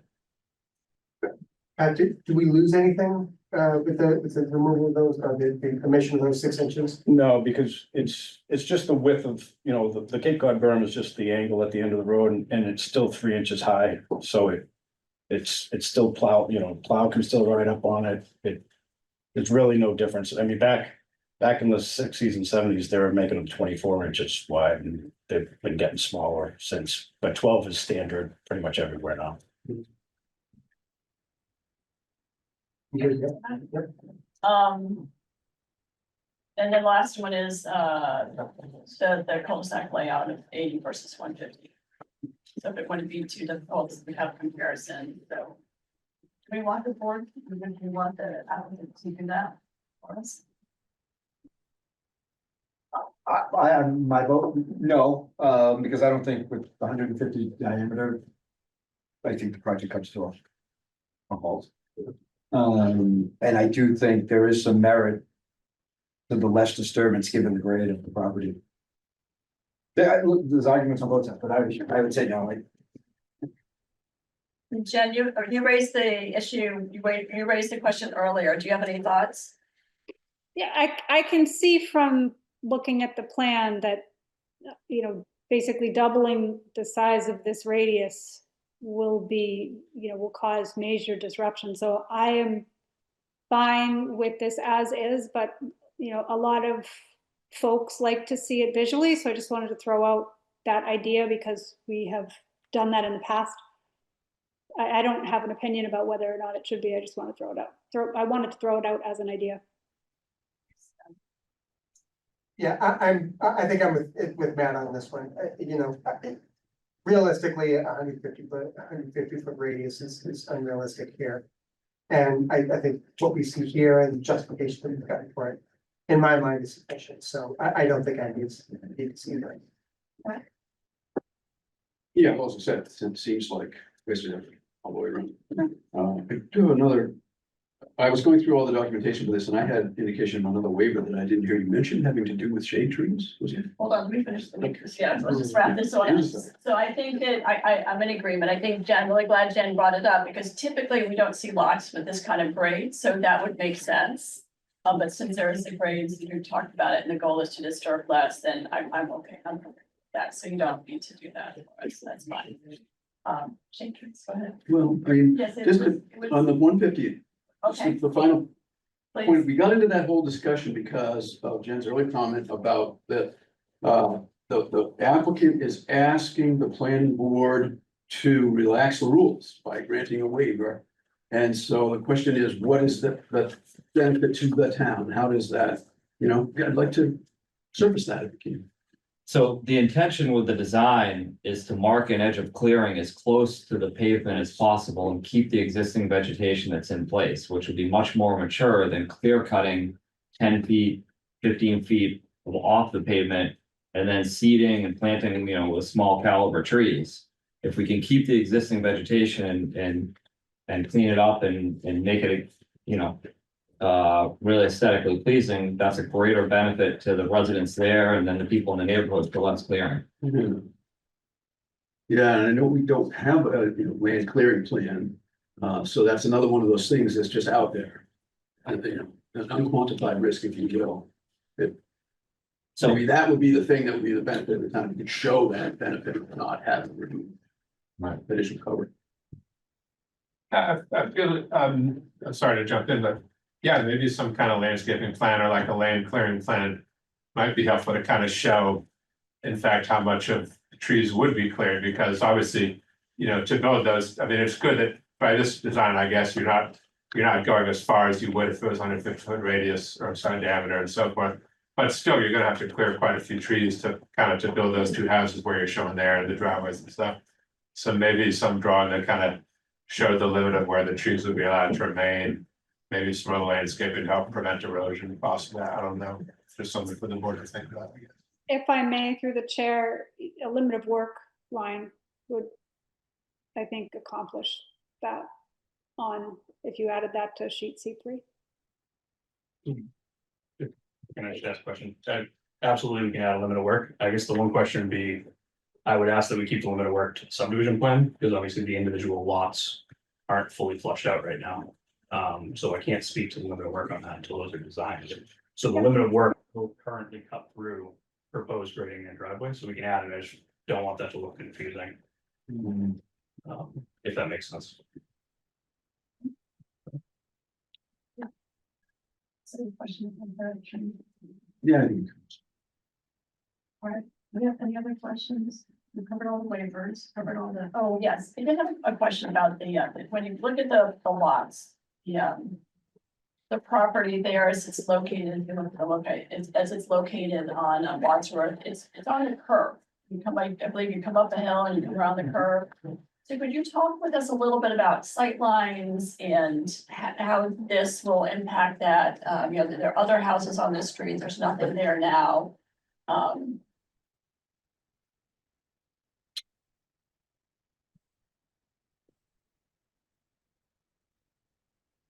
Following the thing?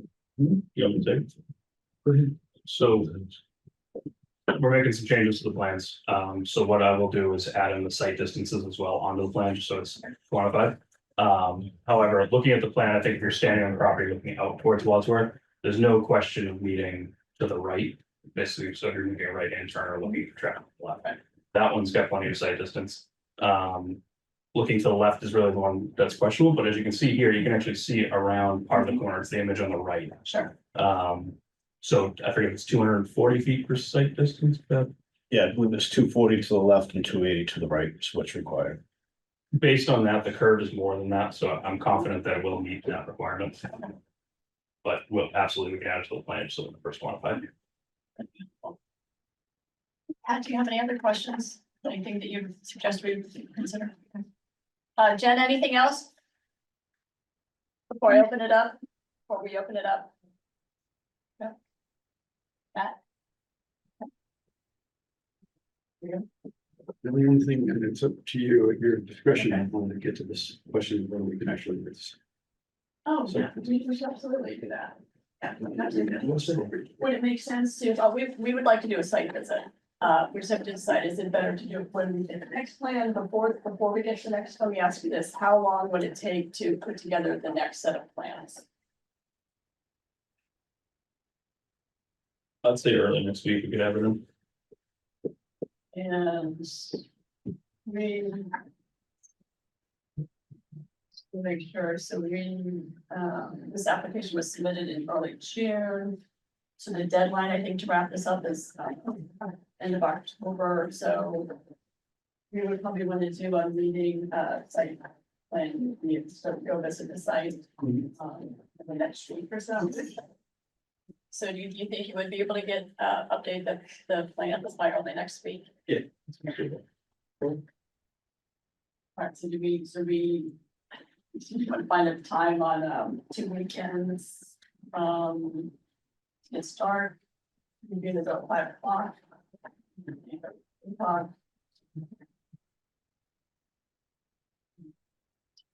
20th, you want to wait till the 20th? Sure, somebody.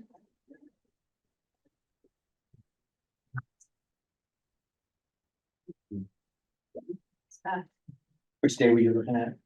We went on the 20th, Saturday the 20th in the morning, say 10 o'clock, 5 o'clock. Yeah, I'm out of town the following weekend, so I'm gonna be able to do that. I'll be out of town that weekend, but I think you probably don't need me. So the 20th, how about you two? Can do it. 9 AM. No, How would that, work? One of you want to join us, What was the date? September 20th, 9 AM? Yeah, that's good. Josh, you there? I'm out of town as well. I actually. I'm on the town as well. You're out of town as well? Oh, sorry. That is I fine. have no problem meeting you if that serves the purpose, or you tell me. I was gonna say, I can have another engineer from our office. And if, you know, Okay, yeah, I think it'd be helpful to have an engineer there for sure. So work, okay? And then we'll have the choice, that'll be a that have to be a public hearing or just a meeting?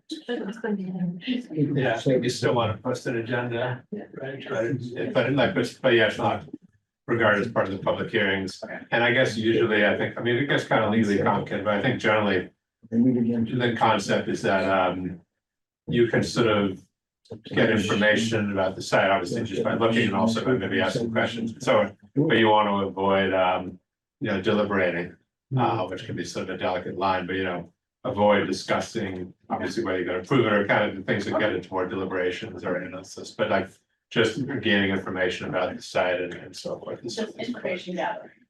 Essentially, yes. All right, great, thank you. All right, so, thank you. All right, so now, if we don't have anything else from the board, Jen, does that timing work for you? September 20th? Good, all right, thank you. All right, so, all right, next we will go ahead and open it up to the board, to the public. If you have any questions, so first off, please, raise your hands, identify yourself, and then I'll address you, address me, so then we'll talk and then continue the conversation. And just to keep in mind that what the planning board does is we're basically doing, using our zoning bylaws, going through them, looking at, not so much site plan at this point. But we have a very, rigid purview, if you will, so we're not really here to talk about how it will change the neighborhood. There are different things we can take into consideration. But you just heard us go through the list of waivers, and some of this is very black and white. But we would love the feedback of the neighbors and the butters to learn more about what this project will do. So, yes. Hi, my name is Sheila Lynch Benton. I live in Duxbury. And I'd like to read Brona Simon, the State Historic Preservation Officer's state archaeologist, and she's the executive director of Mass Historic Commission's sentence on what she wrote about this lot. And as Matthew mentioned, the planner, he's never seen this in his career. And your board will probably never get another letter from Brona Simon. It's very rare as hints, Keith, that she identifies a private lot as historically significant. She writes, review of the MHC inventory of historic and archaeological assets of the Commonwealth indicates that the project area is known to contain pre-contact archaeological deposits and artifacts.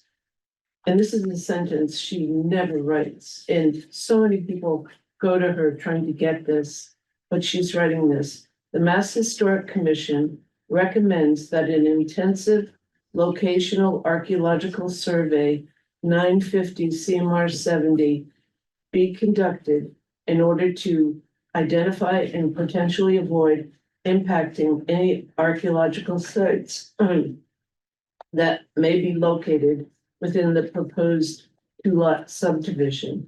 And I'd also like to read to you, I just need to pull it up, the purview that a planning board has when Mass Historic identifies a historic site. Can a planning board in Massachusetts require a developer to do a CRM study if Mass Historic says the site is archaeologically significant?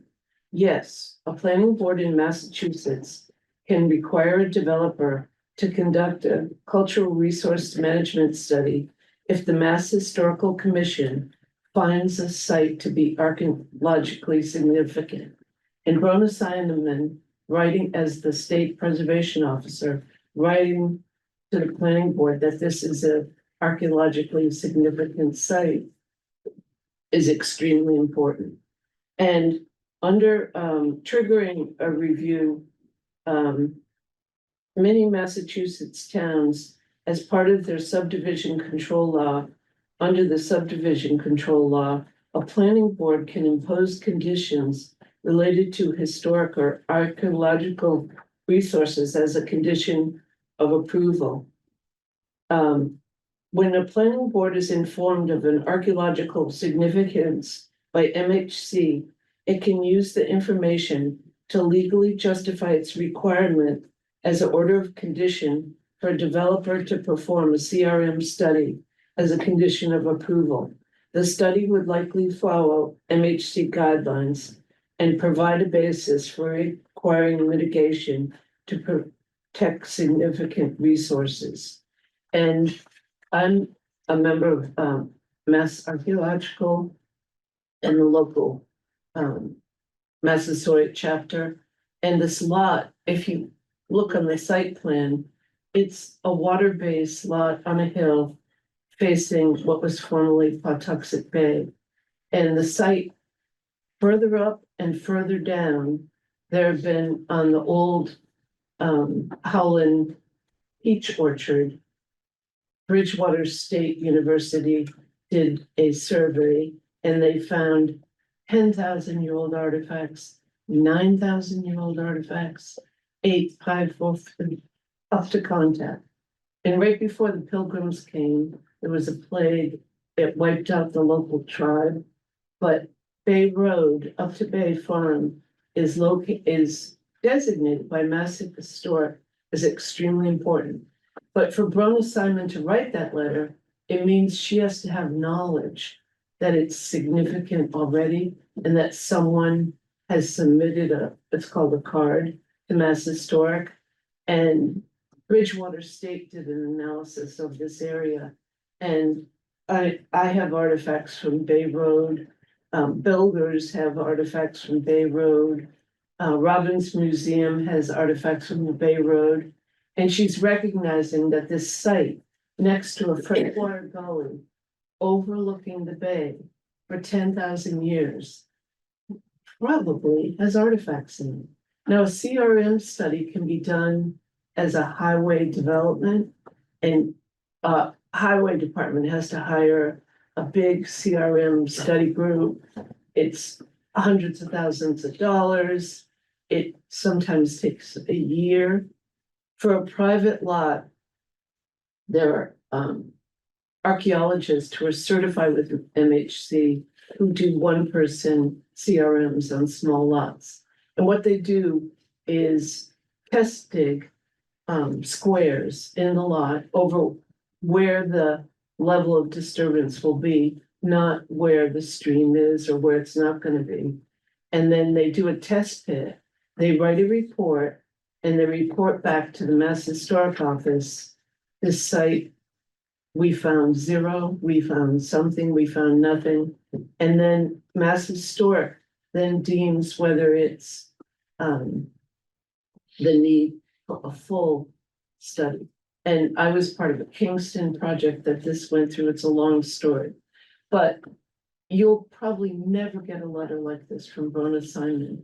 And you, the planning board, have legal authority. I totally disagree with the lawyer, and you can look it up online. There's legal authority for planning boards when you get a letter from Mass Historic saying it's archaeologically significant to make an order of condition a CMR study. And they can be low cost if you hire one archaeologist to do test pits. And for the town to have an important site recognized by Mass Historic and the state historian asking the planning board to do a CMR study is so rare. And I encourage you to exercise your authority and to do an order of condition to require a CMR study for this site. There is probably 10,000, 9,000, 8,000. There's artifacts in this area that have been recognized by Bridgewater State and other archaeologists. And I even brought artifacts from Bay Road. It's very rich in artifacts for thousands of years. And this site bordering the freshwater, overlooking a fishing area, it's where people live for 10,000 years. And for the town of Duxbury to not take this opportunity to do a CMR test pit, to just understand. And then if things are found, you can work with the Community Preservation Act to fund all sorts of public outreach about how Native Americans, the Wampanoag tribe, lived here for 10,000 years on Bay Road overlooking the bay in a seasonal way. And there's also opportunity to work with Mass Historic on making an expedited review for a private developer to get on with their work. And I have never seen a letter from Brona Simon like this in Duxbury. So she didn't declare Powder Point Bridge historic. And for her to say this site is important, and she's suggesting a full CMR, and she's listing the legal authority, and then you look it up, planning boards have the legal authority if the state historic officer requests a CMR study. So I could go on and on about the archaeological importance of the site and Bay Road. But if you have any questions, I can supply more archaeological data. And professional archaeologists can also do it. If I may, through the chair, can we get town council's opinion on this? I want to make sure that we, as a board, do our due diligence, and based on what town council says, we can make a decision on what we need to condition. Thank you, Jen. Matthew. All right, thank you. We'll have our town council look into this and make sure that we understand. Amy? Yes. Thank you. All right, anybody else have any comments that they'd like to share with us tonight? I'm sorry, you're asking. I'm sorry, I'm asking the audience. Oh, okay, you want to respond to that comment? Okay. Get the chance. That's fine, yeah. Sir? Yeah, so Andrew Burns, I live at 80 Wadsworth. I'm a butter to this property. Obviously, for some of the things that Sheila brought up, anybody that lives in that area is well aware the potential historical significance there. We live there, we find things when we dig around in our yards. Anecdotally, I've heard that that's where the Pawtuxet used to look out upon the Pilgrims when they were settling in Plymouth. Now, I don't know that that has any bearing on what we're talking about today. I know the Mass Historic Commission has recommended an archaeological survey. I think that needs to be considered. I like the fact that you're gonna go to town council and get their input on that. Excuse me, it's not just input, we need some guidance, because this really falls outside of a typical, as Sheila said, this doesn't happen. It's rare. Nobody's. It's an exception. It's really, Okay. it's very unusual, so we want to make sure that we're following what we're supposed to do. Of course. Yeah, and I think. What it comes back to is, and we talked about the. The waiver, the 80-foot versus the 150-foot, I heard somebody say it was unrealistic. And I agree to put that 150-foot, it doesn't make sense within these plans. I think it really drives back to the fact that. The plan overall is somewhat unrealistic. We'd like somebody to have the opportunity to build here. Putting 2 dwellings on this just doesn't make sense for a lot of the reasons that we've been through already today. Let's see. Yeah, I don't know that I have anything else to add. I just think we need to really consider this very closely. The fact that, we're gonna have to really augment this property to bring in these structures, bring in fill, so forth. I think it's gonna be a tough thing for the town to approve. It might be a tough thing for contractors to build. So I think we need to just look at this a little bit more closely. I don't know if there are others that have a thought. Any other thoughts or comments? Yes, sir? Mike Count, 1 Arrowhead Road, my butter representing myself. I got a few questions and things I wanted to bring up. We spoke earlier about the design development review team, and Captain Mary brought up that there needs to be enough space there for a 43-foot fire truck to turn around within the right of way. Pat Brennan, to the best of his knowledge, thought that it met that. When you look at that document, it says an auto turn calc would be run by Mr. Green, the engineer here. That letter was written July 22nd. So I guess my first question is, was auto turn run on this particular latest layout, showing that a fire truck could turn around within this lot? for the safety of whoever's gonna move into this house, I'd like an answer to that. If we can get it. That's a great question. We had the same question. So we've asked them to go back, once they revise the drawing, so we'd like the fire department's weigh in on it to make sure, because the design has changed a little bit, so we'd like some confirmation of that too. Okay, That's a good question. thank you for that. Any other questions, sir? I do have another one. In the beginning, basically, it was said that the 100-foot offset from the coastal bank line was left out of this plan. Mr. Green stated that after Mr. D'Ambrosa mentioned that the 100-foot offset from the coastal bank line was shown on the plan. So knowing that it's not shown on the plan brings me to the request to show it on the plan where that 100-foot offset from the coastal bank line lies on this plan, because I believe it comes pretty close where that proposed dwelling is on the right side of the plan. And I know it's been repeated over and over again that this isn't within Concom jurisdiction, but as far as I can see, there's no contours on the plan where the coastal bank line ends. And it looks like that line just ends where the limit of the survey was.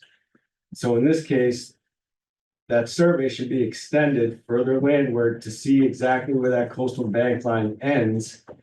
In order, like I said, like in multiple letters at the last hearing, in order to determine where this 100-foot buffer line is. So someone can't just come here and say, well, no, it's not within Concom jurisdiction. When that coastal bank line has been verified by the Conservation Commission. I feel like we're putting the cart before the horse here by saying, oh yeah, this lot meets this, it's not subject to Concom jurisdiction. You know, in your bylaw from 1950, as stated previously, 5.3.2.1, existing conditions G, delineation of wetland lines with station number noting Conservation Commission acceptance of the line. So that's within the planning board's purview to require that whatever wetland line is shown on these plans that you're accepting was accepted by the Conservation Commission, which I don't believe has been done at this point. So that is my request, to have the Conservation Commission verify that wetland line, whether it be through an ANRAD or just through your regulation itself. I think it's warranted to have somebody weigh in on one, that coastal bank line calculation, where it's shown on the plan. Number two, to have an updated line on the plan reflecting the 100-foot offset from the top of that coastal bank line. And when you look at the coastal bank regulations, I don't know if you're aware of this, Mr. Pontiff, but the order of conditions and the certificate of compliance for any new building within 100 feet landward of the top of a coastal bank permitted by the issuing authority under MGL 13140 shall contain the specific condition: no coastal engineering structure such as a bulkhead, revetment, or seawall should be permitted on an eroding bank at any time in the future to protect the project allowed by this order of conditions. So, Thank you. So would it be possible to show the coastal line? You've got it on one of the drawings, C2, and then just show a delineation of 100 feet. Since I suspect since we are going to be continuing this, we could actually just have Conservation Com just take a look at this.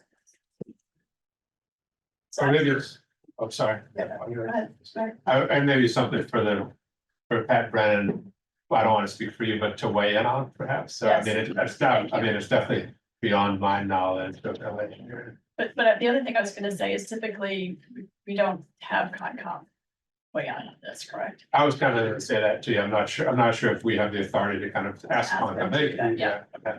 Right, so Pat, would you like to win? I mean, the only thing that I looked at was the transects that he provided, and it looks like based on those transects where he shows the coastal bank is where it appears to be, based on those transects. That's fine. You would, I think we need a point of order here in due process. Okay, I have to go back to the conversations the last few minutes on the Mass Historical Commission letter. Okay? And I'm saying from those of us that have been in the engineering business for years, invariably, whoever applies to the Mass Historical Commission is either the owner or his agent. All right, so can we just hold on just a second? So we're changing gear. Do you want to change gears? Sorry? We're talking about the coastal bank line. Correct. Are you fine I'm with that? coming to that Oh, point okay, shortly. all right. If you give me 45 Sure, seconds, sure, I will. please. I just wanted to make sure. Okay, as of today, we haven't filed anything with the Conservation Commission. Nothing. That came up at the meeting back on July 28th. It's come up again tonight. So until we file with them, they really have no involvement, legal involvement in this project right now. Who Is does that it? accurate? Conservation Commission, okay? They have already opined with the development review team that we have not filed anything with them. This came up in July. Okay, so the letter that the town received from the Mass Historical Commission last week was addressed to the Conservation Commission. Okay? How did that happen? How did Bona Simon submit a letter to the Conservation Commission if they never formally completed the project notification form, the PNF, as is indicated in her first sentence? And Okay, to add clarity to that, I asked for that application and they said that they've lost it now. correct. So I will say in front of everybody tonight, I went to the Conservation Office today personally. Miss Hadley Hagan was there. Okay, Miss Allison Shane, whose name is on the letter, was there. The three of us had a conversation. Okay? I can honestly say that the information that went from the town to the Historical Commission was done by one individual without any authorization or with any approval from her chain of command. As a single individual citizen. In the Conservation Commission? It never went before the commission, she told me that. Okay, she did it as an individual action. As Mr. Pontiff just said, there's no paperwork for what was sent because I was told it was done electronically. You The should, PNF is a two-page form. We fill them out as we need them for our projects that have federal jurisdiction or federal review authority. So in defense of Mr. Pontiff and his business, why are we subject to this when we haven't applied to anything? If and when we file with the Conservation Commission, if it is a requirement or if it's part of any directive, then we will do the appropriate filing at the appropriate time. I But think, right now, hold on, Chip. But right now, we, the applicant and the applicant's team, didn't request this. We had no knowledge of it. There was no communication. Last week, this letter comes down on the dated the 25th. It comes in the day after the holiday on Tuesday, the 3rd. What does that tell you? You know? So something was done individually without the applicant's knowledge to do something with this project. Okay? And to me, Mr. Pontiff's rights were flawed here because he was not notified or not required to do anything. And I take exception to it professionally. I really do. Okay? I appreciate you sharing that with us. That had nothing to do with the. Correct. There's nothing to do with Okay, I the planning just board, wanted to be but we're clear. spending our time on it, Yeah. even though you've already said we have very little, if any, jurisdiction over it. We have very little information, so that's why Okay, we so asked. if it goes back to town council, I just want, within the minutes of the meeting tonight, to indicate who authored this and how it came from the town hall as a personal individual, up to the state, back to the town hall, to this meeting tonight. Okay, Duly noted. You're the I'm sorry? So, You so noted. Yeah, go ahead. Mr. Brydon, what I think you're saying is that, and correct me if I'm wrong, the chair of the Conservation Commission as an individual filled out this PNF? No, the principal, Ms. Turcotte, the principal assistant, Allison Shane, told Miss Hadley Hagan and me this afternoon that she did it. I said, did you get authorization from your chain of command? And she said, no. Okay, thank you. Yeah, That's we it. need town council to weigh in here. Yep, exactly. Yes, I don't want to have a lot, we don't want to have back and forth, but. I'll just make a point that I believe it's correct procedure for the Duxbury Historical Commission to submit a letter to Brona Simon requesting her opinion on whether this site, I don't know if that happened, but my guess is it didn't start. So you have to follow due process. Yeah, but Mr. Pontiff is entitled to his rights and they were not followed here. but the If we're- if we're Duxbury ordered- Paul and I fight all the time. We're not gonna do know, it we're here. gonna be fighting here, sorry. This is good trouble. Yeah, I totally, I appreciate the fact, the situation you're in, we didn't have anything to do with that. We would like some clarification for ourselves and for our property owner. So we plan to get that. Just want to go on record. Pardon? Just want to go You're on on record. record. Thank you. But it's also the purview of Duxbury Historical Commission to write to Mass Historic. It's allowed. The law specifically states that the applicant or his agent may submit it. Exactly. The law cited within the letter only applies to public lands within the Commonwealth. It does not apply to private lands. So now we're talking for hours ad it's a nauseam and legal going to town discussion. council about laws that don't even apply to this land. Planning boards can. And guess what? We lost the paperwork. Wouldn't we love to see what they actually wrote was the project? All How right. can you rule on something kind of result when you don't know what was submitted? This We don't- won't we be don't need- so solved I'm- right now. We're gonna pause this contract, we're gonna pause this, so we. And on the coastal bank item, let me just Yeah, weigh in yeah, very yeah, briefly. I just want to withdraw one thing. So, typically with drawings, we don't ask conservation committee to weigh in on things. So we're not gonna, I don't think we should ask them to weigh in on this because the engineers have shown that there's a 100-foot wetland buffer. We don't ask them to clarify, to confirm that. So I don't think we should do that. But the coastal bank, maybe it's partially written on here. Is that something, could you just clarify that since the question came The up? transects are shown as Beth said he took a look at them. I think what's being referenced is off property. We don't have rights to delineate off property. All right, so this is, Pat, is this sufficient? I believe it shows the coastal bank accurately on this property, Okay, all right. but not off the property, like. Sorry. Can I just interject there for 1 second? Sure. Based on 92.1, the DEP policy 92.1, that coastal bank line has to be accepted by the Conservation Commission. Or DEP. If they default to DEP on that. So we can't just sit around here and say, oh yeah, it's right.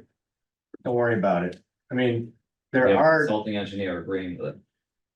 Pardon? We have a consulting engineer that has agreed with the professional plan that was submitted. is that correct? That's an objective point. It's not objective, it's a fact. I agree that I believe the line is drawn correctly based from the transects provided. We rely on our engineer too, so we will go with that. Thank you. Do you have any other questions or comments anybody would like to share with us tonight? I'm not sure Mike yielded his time. Pardon? I'm not sure Mike yielded his time. I think he's still talking. I mean, I think that. I'm not in agreement with that, having the town engineer. Be final word if the Conservation Commission or DP hasn't weighed in. That's just the way the policy is written, so. I mean, you can accept that, but. I don't think that's right as a citizen and the butter to the property. You know, some of these waivers being requested. These waivers were put in place, again, in 1950 to prevent. Lots to be subdivided, you know, that aren't. Geographically, you know. You look at the site, it just doesn't make sense to put 2 lots here. What is the benefit to the town? You know, to the residents. I'm not seeing. The value here. Do you have any other comments or thoughts? Yes, sir. Brad Kurtz, I live at 32 Wadsworth Road, directly across the street. Earlier, the applicant's counsel read you your own mission statement back. I don't know why you felt the need to do that, but you did. I would ask you to consider it in reverse. for the neighbors and the citizens on the street. There seems to be an awful lot of effort on the part of the applicant and his team to make this work, like jamming a square peg in a round hole. This seems to miss on a whole host of things it needs to conform. And in my opinion, relief is about needs and wants. A family trying to build their home who through no fault of their own misses by 6 feet on a plan deserves relief on their project. The applicant chose not to permit this lot before he bought it. He just bought it. No contingencies, and now he needs his plan to get 2 houses instead of 1. Makes it more lucrative. That is a want, not a need. If it was a need, he'd have permitted it before he closed on it. So I don't understand why the board is honestly considering this, because I don't think it has merit. Talk about the uniqueness of the lot, talk about benefit to the town. I don't have a problem with a single family home there. That's what conforms. I don't speak for my neighbors, but I would imagine most of us are in agreement with that. Be nice if it were woods, but it's realistic. That's developable land. We get it. I don't understand why there is such a push to make this project work when it clearly does not.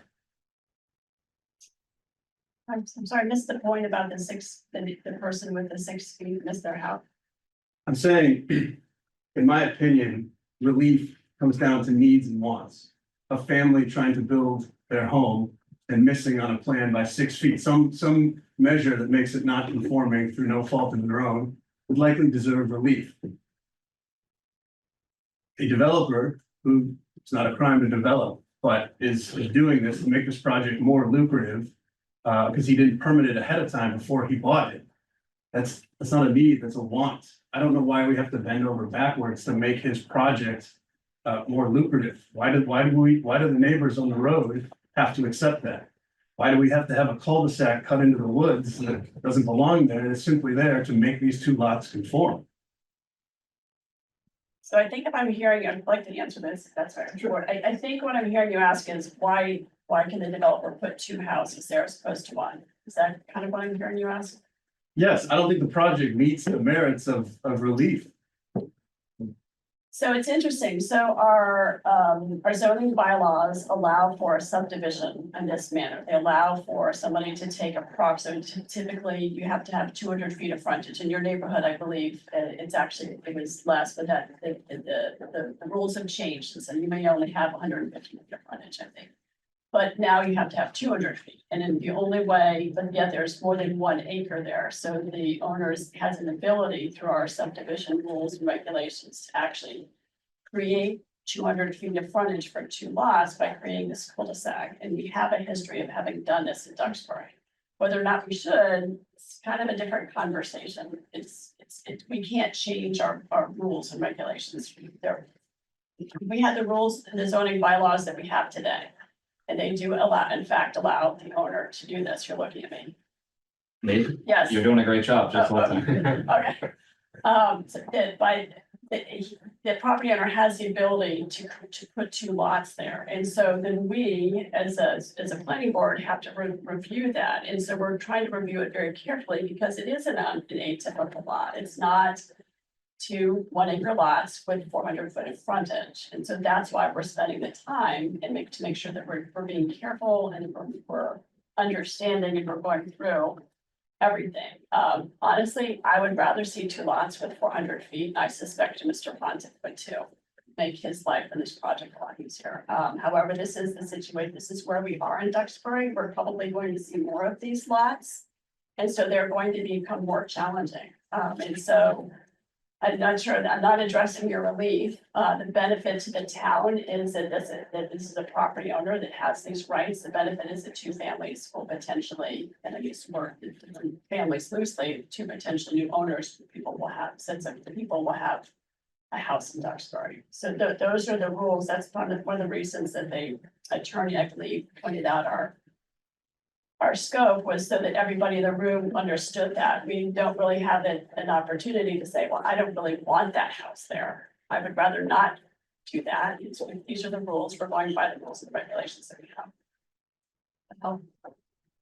understand. Thank you. Yes, I'm Janice Hanahan, and I live at 47 Arrowhead Road. I just want to say that I'm really proud of all my neighbors. I think I live in a neighborhood and a community that is surrounded by really intelligent, smart people, and I appreciate everything that everyone has contributed. But I think we also think about the word congestion. And we live in a town that has solid zoning, and all of us value our space. And we value our neighborhood, and I don't want to disparage Mr. Pontiff's occupation. I'm sure you build beautiful homes and it'll be gorgeous and everything, but not if it's congested. Not if it's a crowded thing, something that's popped in there because you can do it, or you can try to jam it in there. You know, we have a beautiful piece of property there. I mean, he has a beautiful piece of property there. I didn't mean to say that, but it should be honored, and it should be developed in a nice way, and it shouldn't be congested. And I feel that this is a very congested plan. I walk by there all the time, and I can't imagine how big these houses are on that piece of property, on that street, you know? I mean, I think it's gonna be very crowded, and I just wanted to say that, but I also appreciate all the input that everyone's making to make it work and in the right way. And I also want to thank everybody on behalf of the board for coming tonight. I know we've been here for 2.5 hours, and that means that you care and you really appreciate this. And you may not be hearing everything you want to hear, but this is part of the process here in Duxbury. We really appreciate the fact that you're able to come. May I make a 30-second remark just on subdivision control generally? I just think it bears mentioning that thousands of buildable lots and house in Duxbury were created under these rules and regulations. This isn't some novel approach where we're trying to jam this in because you don't have frontage. I mean, that's how frontage is created. So unless you had a lot that existed, a roadway that existed before subdivision control was adopted in 1950, all the new roads were created under subdivision control. All the frontage and all lots of that were created. So this is a natural process that's been happening for 75 years. This isn't some subversion of what we're allowed to do. This isn't a special permit application. We're not in front of the zoning board of appeals asking for a variance or a waiver. You know, we're before the planning board because this is a really a technical kind of more administrative process. So I just want to, you know, again, for anyone that thinks we're trying to do something crooked here or something that's just not an ordinary development approach, I have to object to that. I just want to just get that out there. I just find it extremely disingenuous to utilize the word criminal or criminalize the fact that someone wants to build a single family home in a residential neighborhood, one house per 2 acres, when all the surrounding houses are half to 3/4 acre. It's amazing that we wouldn't welcome and be supportive of other people coming into town, someone pulling houses away from wetlands. It's just this process, and I'm saying this as a resident of the town and of the Commonwealth. People need places to live. There are rights within our state. It's, you know, to commend this type of behavior is obscene. I was amending. What?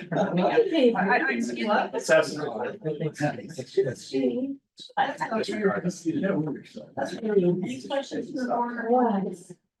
I'm leaving. Pardon? No, you know, I would just say, as been discussed and as the Attorney General said, there are legal, and we are bound by the terms of the zoning code in here. And, you know, for instance, I've got a 40B going on down the end of my street. I prefer not to have that. But unfortunately, under the zoning code in the town, they were allowed to build that.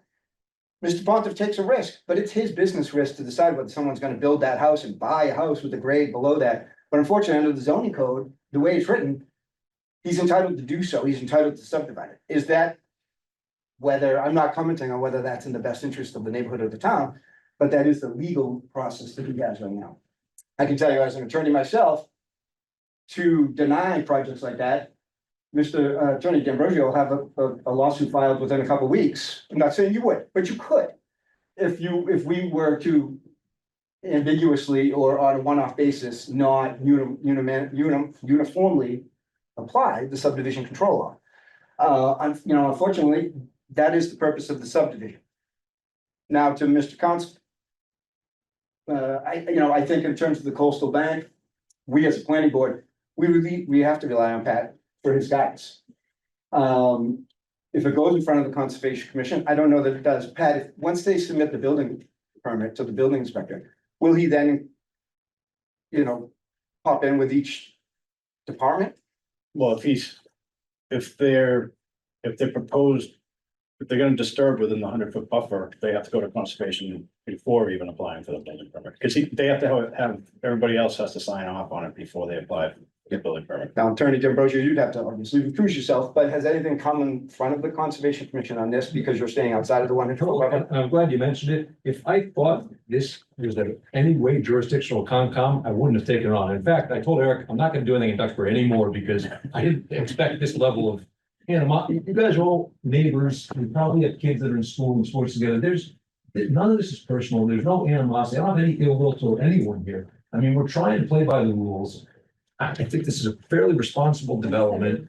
So again, my point is, no one's trying to subvert the process. If I thought this was jurisdictional Concom, I wouldn't have touched it. I'm on the Conservation Commission. I don't expect it to come before Concom. If it does, I'll recuse myself. But there's a lot you guys are gonna see of me in any public setting in Duxbury on behalf of an applicant because, He's serious. He's been talking about this for a week. yeah, you see that. I don't like to butt heads with, Mike's got his boat next. I mean, like, I like all you guys, right? I want to like all you guys. And it's just, I don't like this, us versus them thing. I mean, again, Eric's trying to build 2 houses for some, they might be great, good friends and neighbors of yours someday. It's not some 40B that's gonna have, 8 houses on it and you're gonna have traffic and congestion. So, I don't know, you guys don't need to hear me pour my heart out, but short answer is, before the Concom, I'll certainly recuse myself.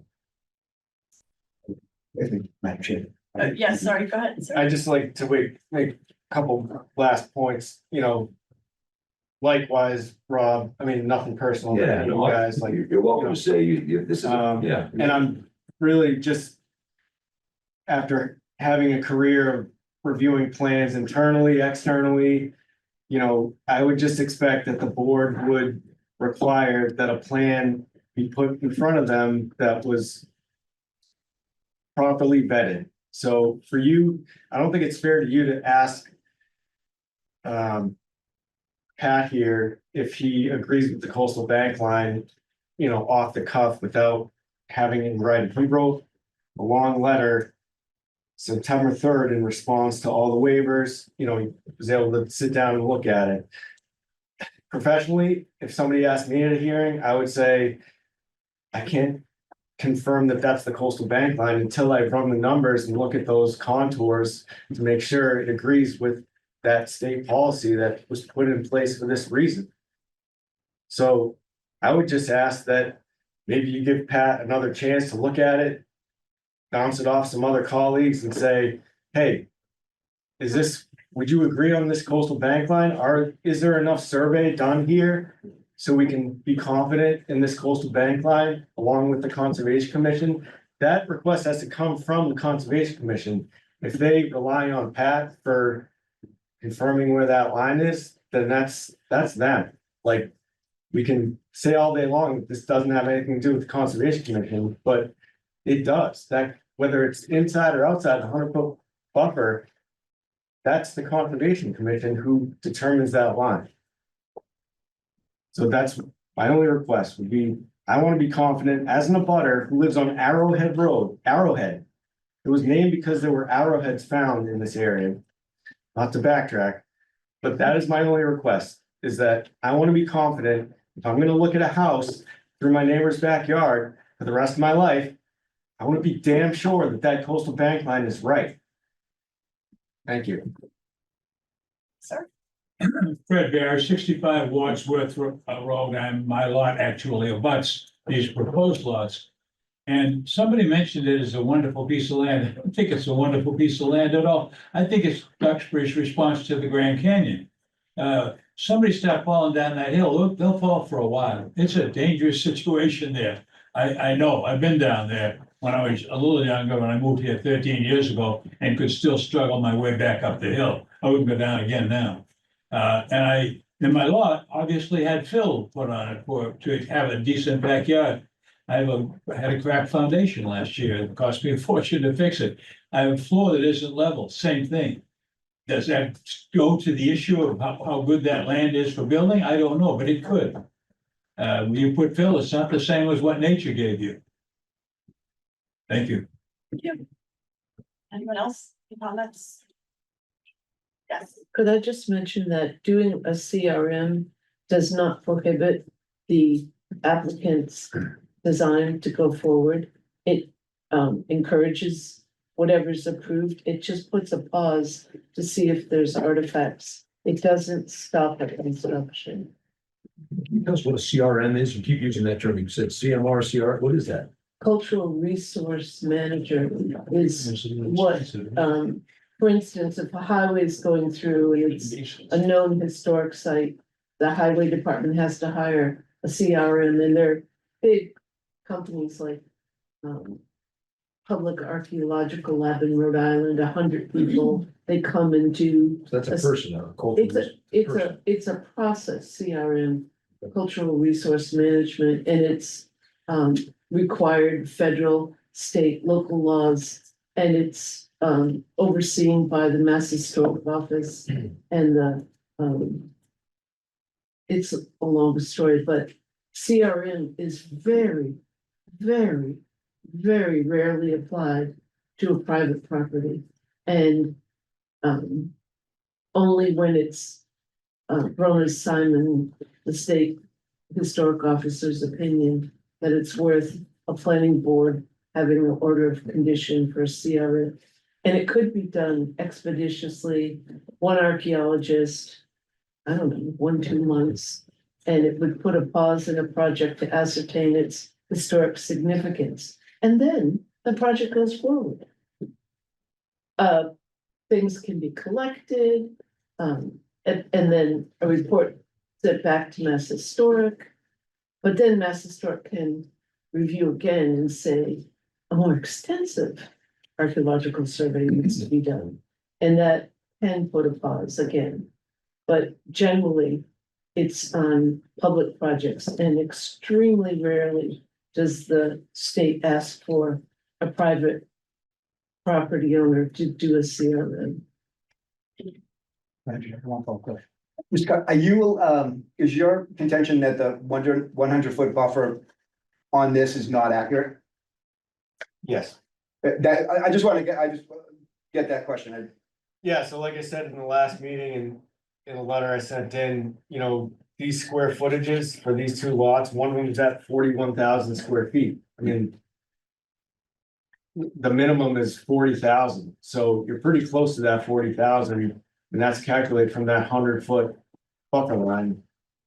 What's, you know, which is determining what's upland. So because there's a coastal bank line, you offset that 100 feet as well, whatever is the furthest landward line, you connect that with the 100-foot offset line for the buffer, and that gives you that upland square footage. So that's what is in front of the board, you know, to confirm, okay, is this a legit plan with, you know, the appropriate size lots to shown, or is it not?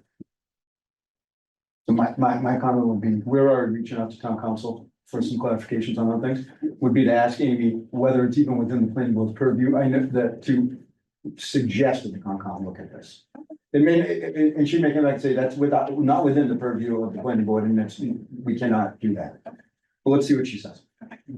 Another sort of follow-up question is, how do we, there are questions about plans, how do we get confirmation? Well, I think,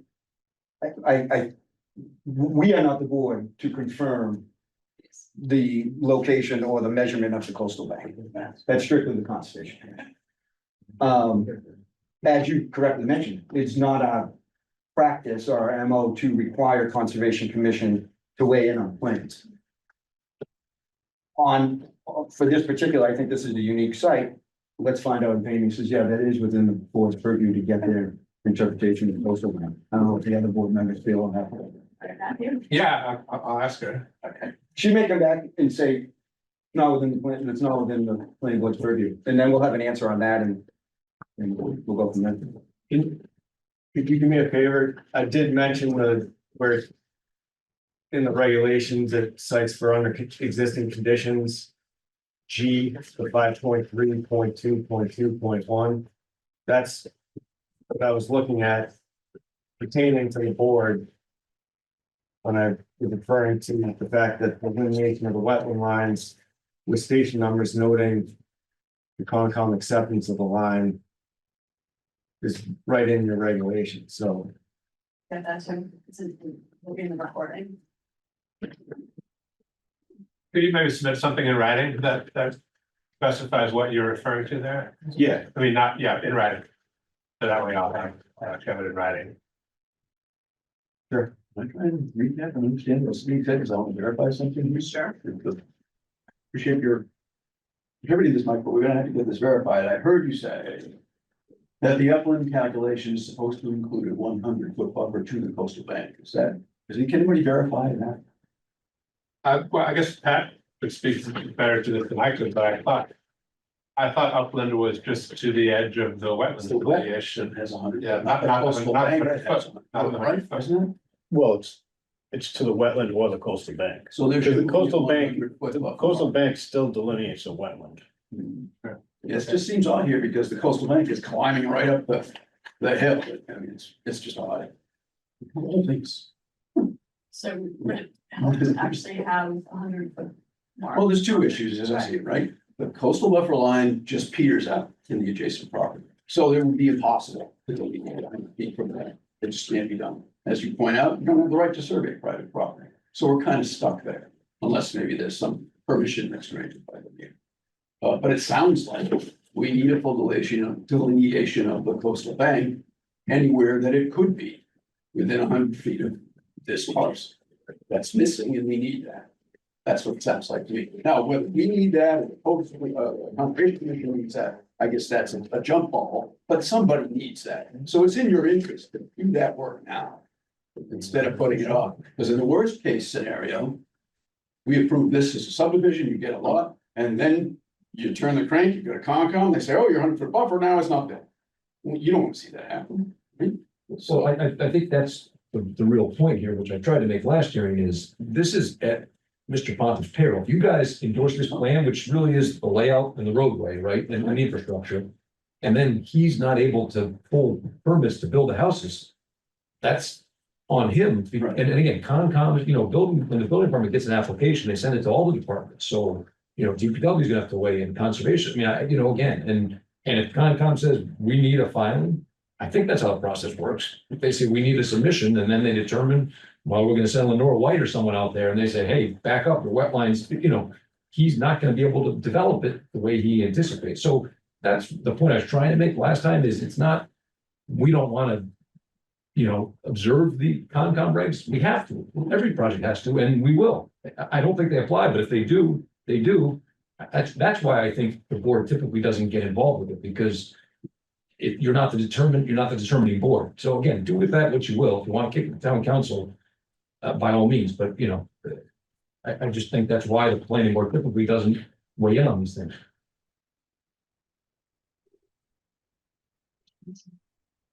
Yeah, I think, we need outside input, and as to whether we don't weigh in because we had to or not, I guess. Right, Just like you can't build a retaining wall that isn't safe. You can't build a roof, the roof is too steep. I mean, there's a whole host of regulations. The next phase, I understand. Yeah, okay. Thank you. Any other questions or thoughts before we move on? Okay. Anything from the board? All right, I'll entertain a motion to continue this public hearing. To our next meeting, which is, pardon, 22nd? Yeah, that's great. Does the 22nd work for? So moved. Okay, we have a second. Any discussion? I will do a roll call vote, starting with Jen. And Turcott, aye. Matthew, Rabbi. Steve, aye. All right, motion carries. We'll see you again. We'll be at the property on the 20th at 9 a.m. Thank you. And then we'll again here for the public hearing on the 22nd. Thank you. Thank you all for joining us tonight. Yeah. A couple other items on our agenda. How did anybody else know about that? So just to mention really briefly, I will be traveling, so I'll be out of the office. I think it's the Thursday and Friday next week. I guess something like that. Yeah, I guess it was Friday. And then that's fine. We missed that meeting. I thought John went, but we went together. Sorry, go ahead. Oh, for the, I guess one thing we should discuss.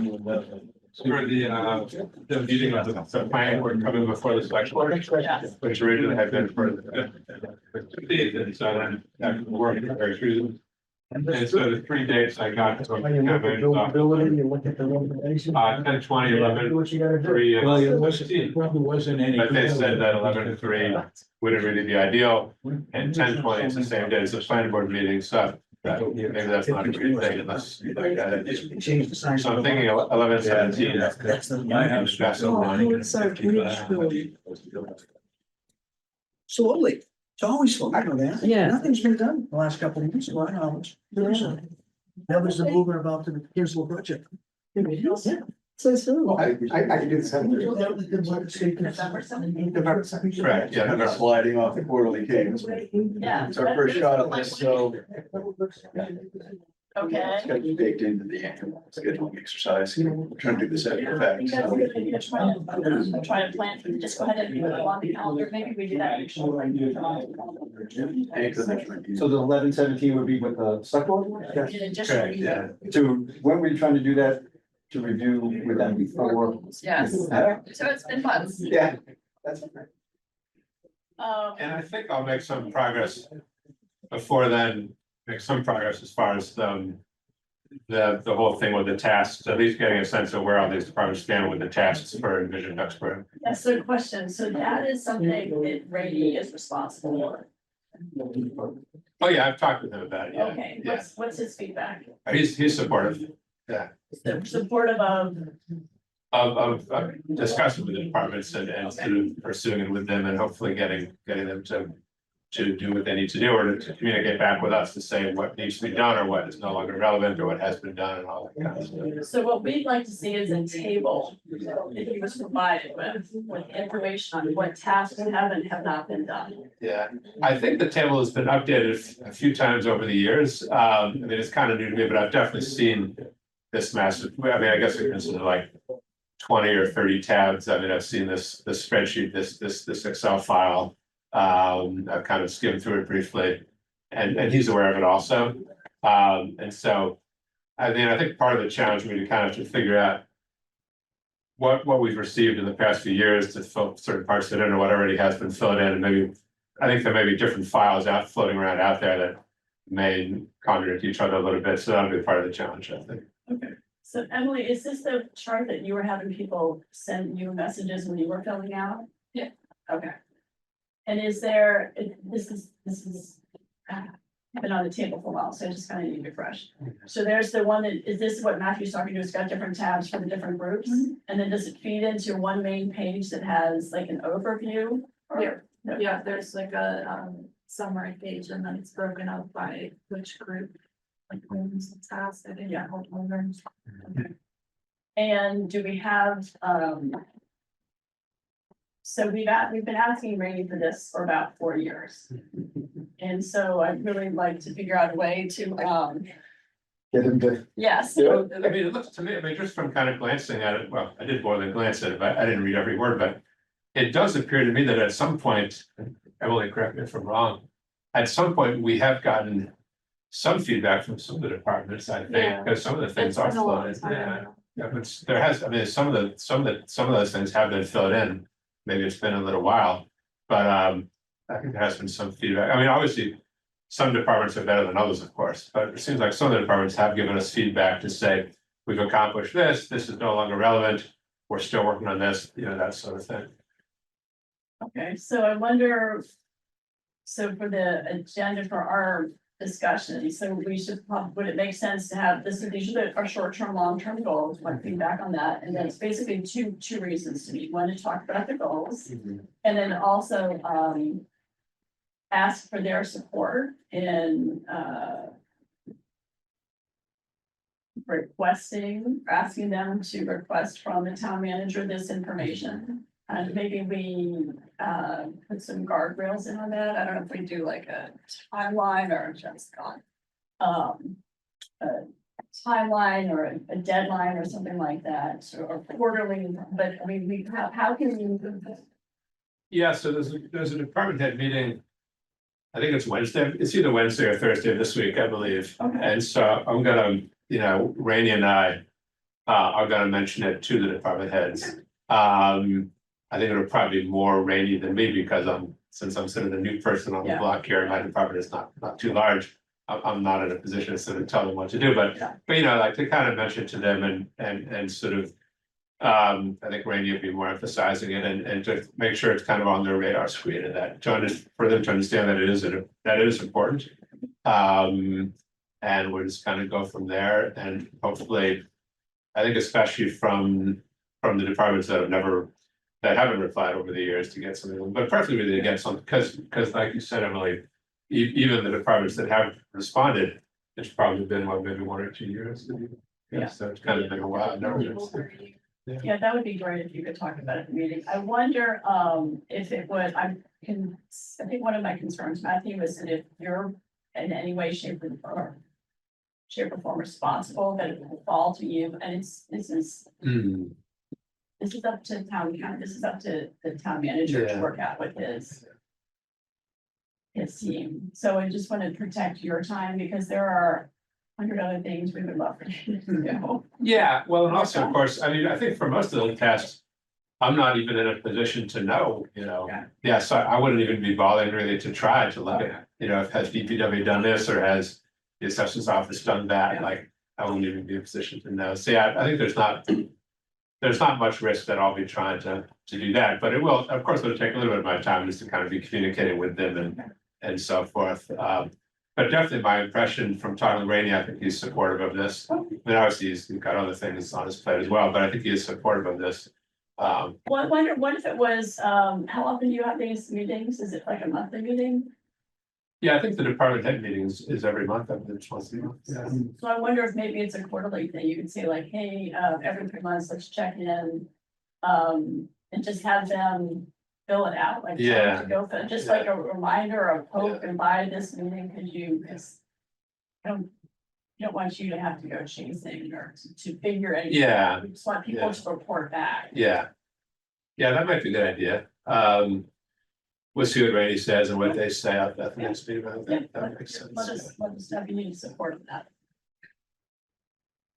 And I guess as far as the budget stuff, I guess we can push that off. Well, actually, Do you want to go ahead and talk about it? Because I think that you have some meetings coming up. yeah, so I guess I should clarify that. I know it's getting late, you guys all want to get home, but for this, basically, I'll be meeting with the town manager and the finance director on 9/15, so next Monday. And then the finance committee on 10/7, the fiscal advisory committee on 11/5. Those are already part of the budget process. It sounds like, hopefully, Kristen, you'll be able to come on 9/15 if it fits in your schedule. Other people are welcome to come if Kristen can't, or well, especially for the later ones with the committees, I guess anybody can come as long as we don't have a quorum. And then I guess the only other thing with the budget is just that I'll need to submit the capital budget. I think by the deadline is sorry, what is it? The deadline is 10/3. So I guess you guys can actually discuss it and approve it at the next planning board meeting, unless you want to do it now. You can do it on 9/22. I looked over, it looks good, how it looked like. Does anybody have any questions about the budget? No, we reviewed it on the last meeting. We did. Right, Yeah. right. And I think it was just some, wanted to have some more historical information, right? So yeah, I did create another one. I think maybe it was Lauren who had asked for that, like I created another one. A spreadsheet, or it's a PDF printout for you guys, that does show that the expenditures from this past fiscal year. And then as far as, I think what was discussed at the last meeting was more of the operating expenses, but I think the capital was briefly discussed as well. So if you want to discuss the capital further, or wait till next time, if you want to give me sort of permit, or if you want to authorize me right now to enter it in, it's up to you folks. It's, I mean, it's basically just, I think there's just those two items, basically for the Snug Harbor, what am I trying to say?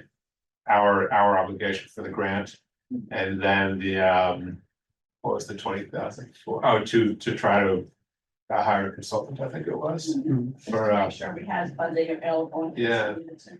So maybe it's something you guys can just, I don't know if you need to vote or just, maybe it's better to vote, but you just kind of authorize me to enter that into the system, so it becomes kind of like our official, or the planning department's kind of official capital budget request.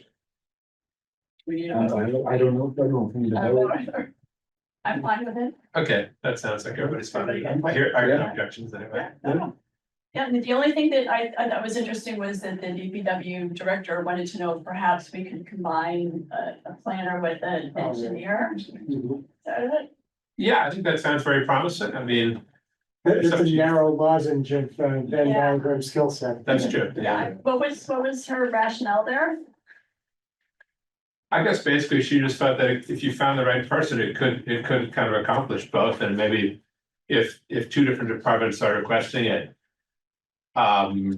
Maybe that gives us, it makes it like a stronger justification, or it makes it more persuasive at time. I mean, I can't speak for the head of DPW, but it seems like it maybe makes it a more persuasive argument at town meeting if the two departments can each say, we're only asking for half, and kind of combine it to the whole. But I do agree that it is sort of to find the right person who actually has the expertise in both might be difficult. Yeah, I would be inclined to just go with one. I think that was the select board fully supported an assistant engineer, assistant planner here, so if we had their support, I would go for that. Not, Yeah, I think it's maybe more like a thought for the future, because at the moment, we've already entered in that one as the operating expense anyway, and like it's on the 5B wish list. But I think maybe, further down the line in the years ahead, maybe something to think about perhaps. Can I comment on that? I mean, I see, maybe I'm overthinking it, but I certainly understand why Sheila would express an interest, because when you think about the risks of calamity, coastal resiliency calamity, who do they fall? Public Works, they're the ones that have to deal with the consequences, so it's a natural fit actually to have that role. Certainly at least close coordination with DPW, so that's. coordination, I think it's kind of different. So. Well, it all depends on what, I mean. Yeah, we haven't profiled the Oh, there's a whole. position in light of the DPW. Oh, It's okay. being added to it, yeah, I agree with that it's not set up for that right now. Rather than say, well, maybe we'll look at it in a couple of years, that's an initiative, I hate to thwart someone's initiative in town. She's saying, hey, you guys should look at combining or adding some responsibilities to this role and augmenting DPW, then I think we should do that now, so take a stop at updating our job description and see what happens. If the select board says, hey, you know what, that is a great idea, then we're good, and if they say, you're out of your mind, okay, fine, we send that memo back to Sheila, and it's Yeah. settled. I mean, we shouldn't just squash the thing, in my opinion. Yeah, in the long run, maybe something for further discussion with Sheila, or to ask Sheila to take a look at the actual job description that was created, and then she'll have a better sense maybe if this really is a feasible idea. That's good. I think Jeannie Horn has the job description for the second one, if you want to ask her. Yeah. That's a good point. And ultimately, if it's really regions, then you would say, yes, something we should do, or absolutely not, because that impacts everyone. All right, so we have two other items. Do we want to discuss for here, or I can give you a really quick update on a zoning recodification discussion. We are getting really close. Emily and Matthew put together a really great timeline and what's happened when, who's done what. which is really helpful. There are a lot of different documents, a lot of different artifacts, if you will. Basically, so the general purpose was to renumber, and then look at, put all the definitions in one section, and then take out address any trouble issue hotspots, like definition of family, changing chairman to chair, changing just certain, zoning, protective bylaw to zoning bylaw, things like that. So we're almost at the end. And so then once that is done, after the group it finalizes it, they'll send it off to the consultants, and then it'll come back to the planning board to approve that. And so it'll be hard, I think, when we look at it, because we're gonna be tempted to be like, oh, I see some issues with this, and that's actually not gonna be the first step will just be, we're just tidying it up, cleaning it up. And then the next way, we'll kind of want to think about how do we want to tackle the whole zoning, looking at the whole zoning bylaw as a whole. More section. substantive analysis. Exactly. Yeah. Exactly. So can I ask, how is that in the words of the consultant's gonna do? Your red line bylaw, is that what you mean? Yes, this is what I've done, that's certainly what we do with the MBTA communities, was during the drafting process, we had to use redlining to understand the changes, but by the end of that process, you couldn't read it. It was- Right. So I think what we did was we had the red line, but we also had this is what it looks like when it's done. Yeah. You know, Red line and the clean. so the clean version, I call it the human consumable or the human compatible. Fit for me. So we get both of those things. Yeah, absolutely. Absolutely. We can do that. Yeah. I live by the clean and red line versions all day. Some of my legal documents look like Kaiser will take a large mark, it's red, it's blue, it's green, so yeah, we need the clean one next to it. Yeah, so that's great. And then the flood hazard areas, that's a bigger look. We need to kind of look at that more. I think. I would suggest we do that to the next meeting. We'll just put that on the 9/22 agenda. Do we want to have Lenore come and talk about it? Yes, we do. Okay. Yes. Yeah, it was very clear. She settled the question we had at the last meeting, so that was great. Oh, we're gonna have another public hearing, aren't we? Do you think that next one will go faster? Yeah. Wadsworth? Oh, You don't think so? No, I do think it, obviously we can't talk about it substantively Yeah, now, but, yeah. I do think it will go a little bit quicker. Yeah, point of order, we didn't vote to close the hearing. The folks have left, so We voted to continue. we did vote to. Yeah, right. Okay, yeah, okay. Yeah, you So- did, Yeah, okay. So- But I appreciate that. Yeah. That's something I would do. Yeah. Okay, thanks very much. I would stress to Amy though, that we need her answers before, with some time Yes. Yes. Oh, yeah. So so when we need to do the site walk, we can't actually talk about, it can't be a meeting. That's important to know, Okay. yeah. Yeah, I mean, I guess it's just to get information, so you can obviously, a lot of the information you get just by looking at it, but also like, I guess you're allowed to ask. It's kind of a legal gray area, but I think you can ask whoever's there from the engineers or whatever, like, you can ask them like, how steep is the slope, maybe, or certain really limited kind of factual stuff. Okay, But really avoid. Matthew, do we need a public notice? I think so. We do, and my concern is I just don't want And the reason I say, neighborhoods and then to make it an off chance meeting, everybody shows up for the site. I think. Visit.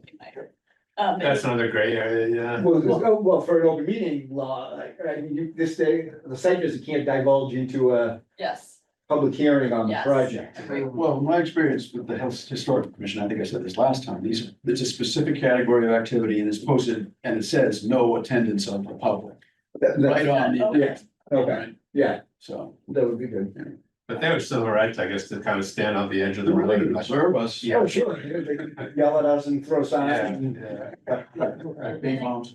I think one of the reasons I know that is because apparently I believe that Scott and Val went to did a site visit against somebody, and then they didn't realize that they had gone, and they ended up suing the town. They lost, it was black and white. There was it wasn't a public meeting. It wasn't, Okay. there was no anyway. But I'm aware of that. There's a whole bunch of, history there. Anyway. All right, so, Okay, good. Motion to. Move to adjourn. Yeah. Now, another point of order, we didn't vote on the minutes from last meeting. Oh, thank you. We totally skipped over number one. Yeah.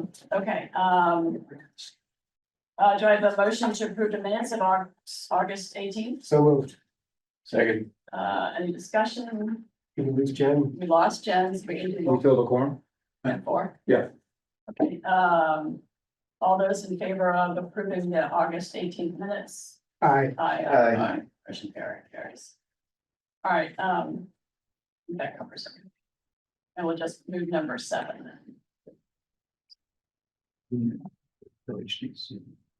What? Oh, so 5 and 6 were moved anyway. Got moved. All right, anything else? Not for me.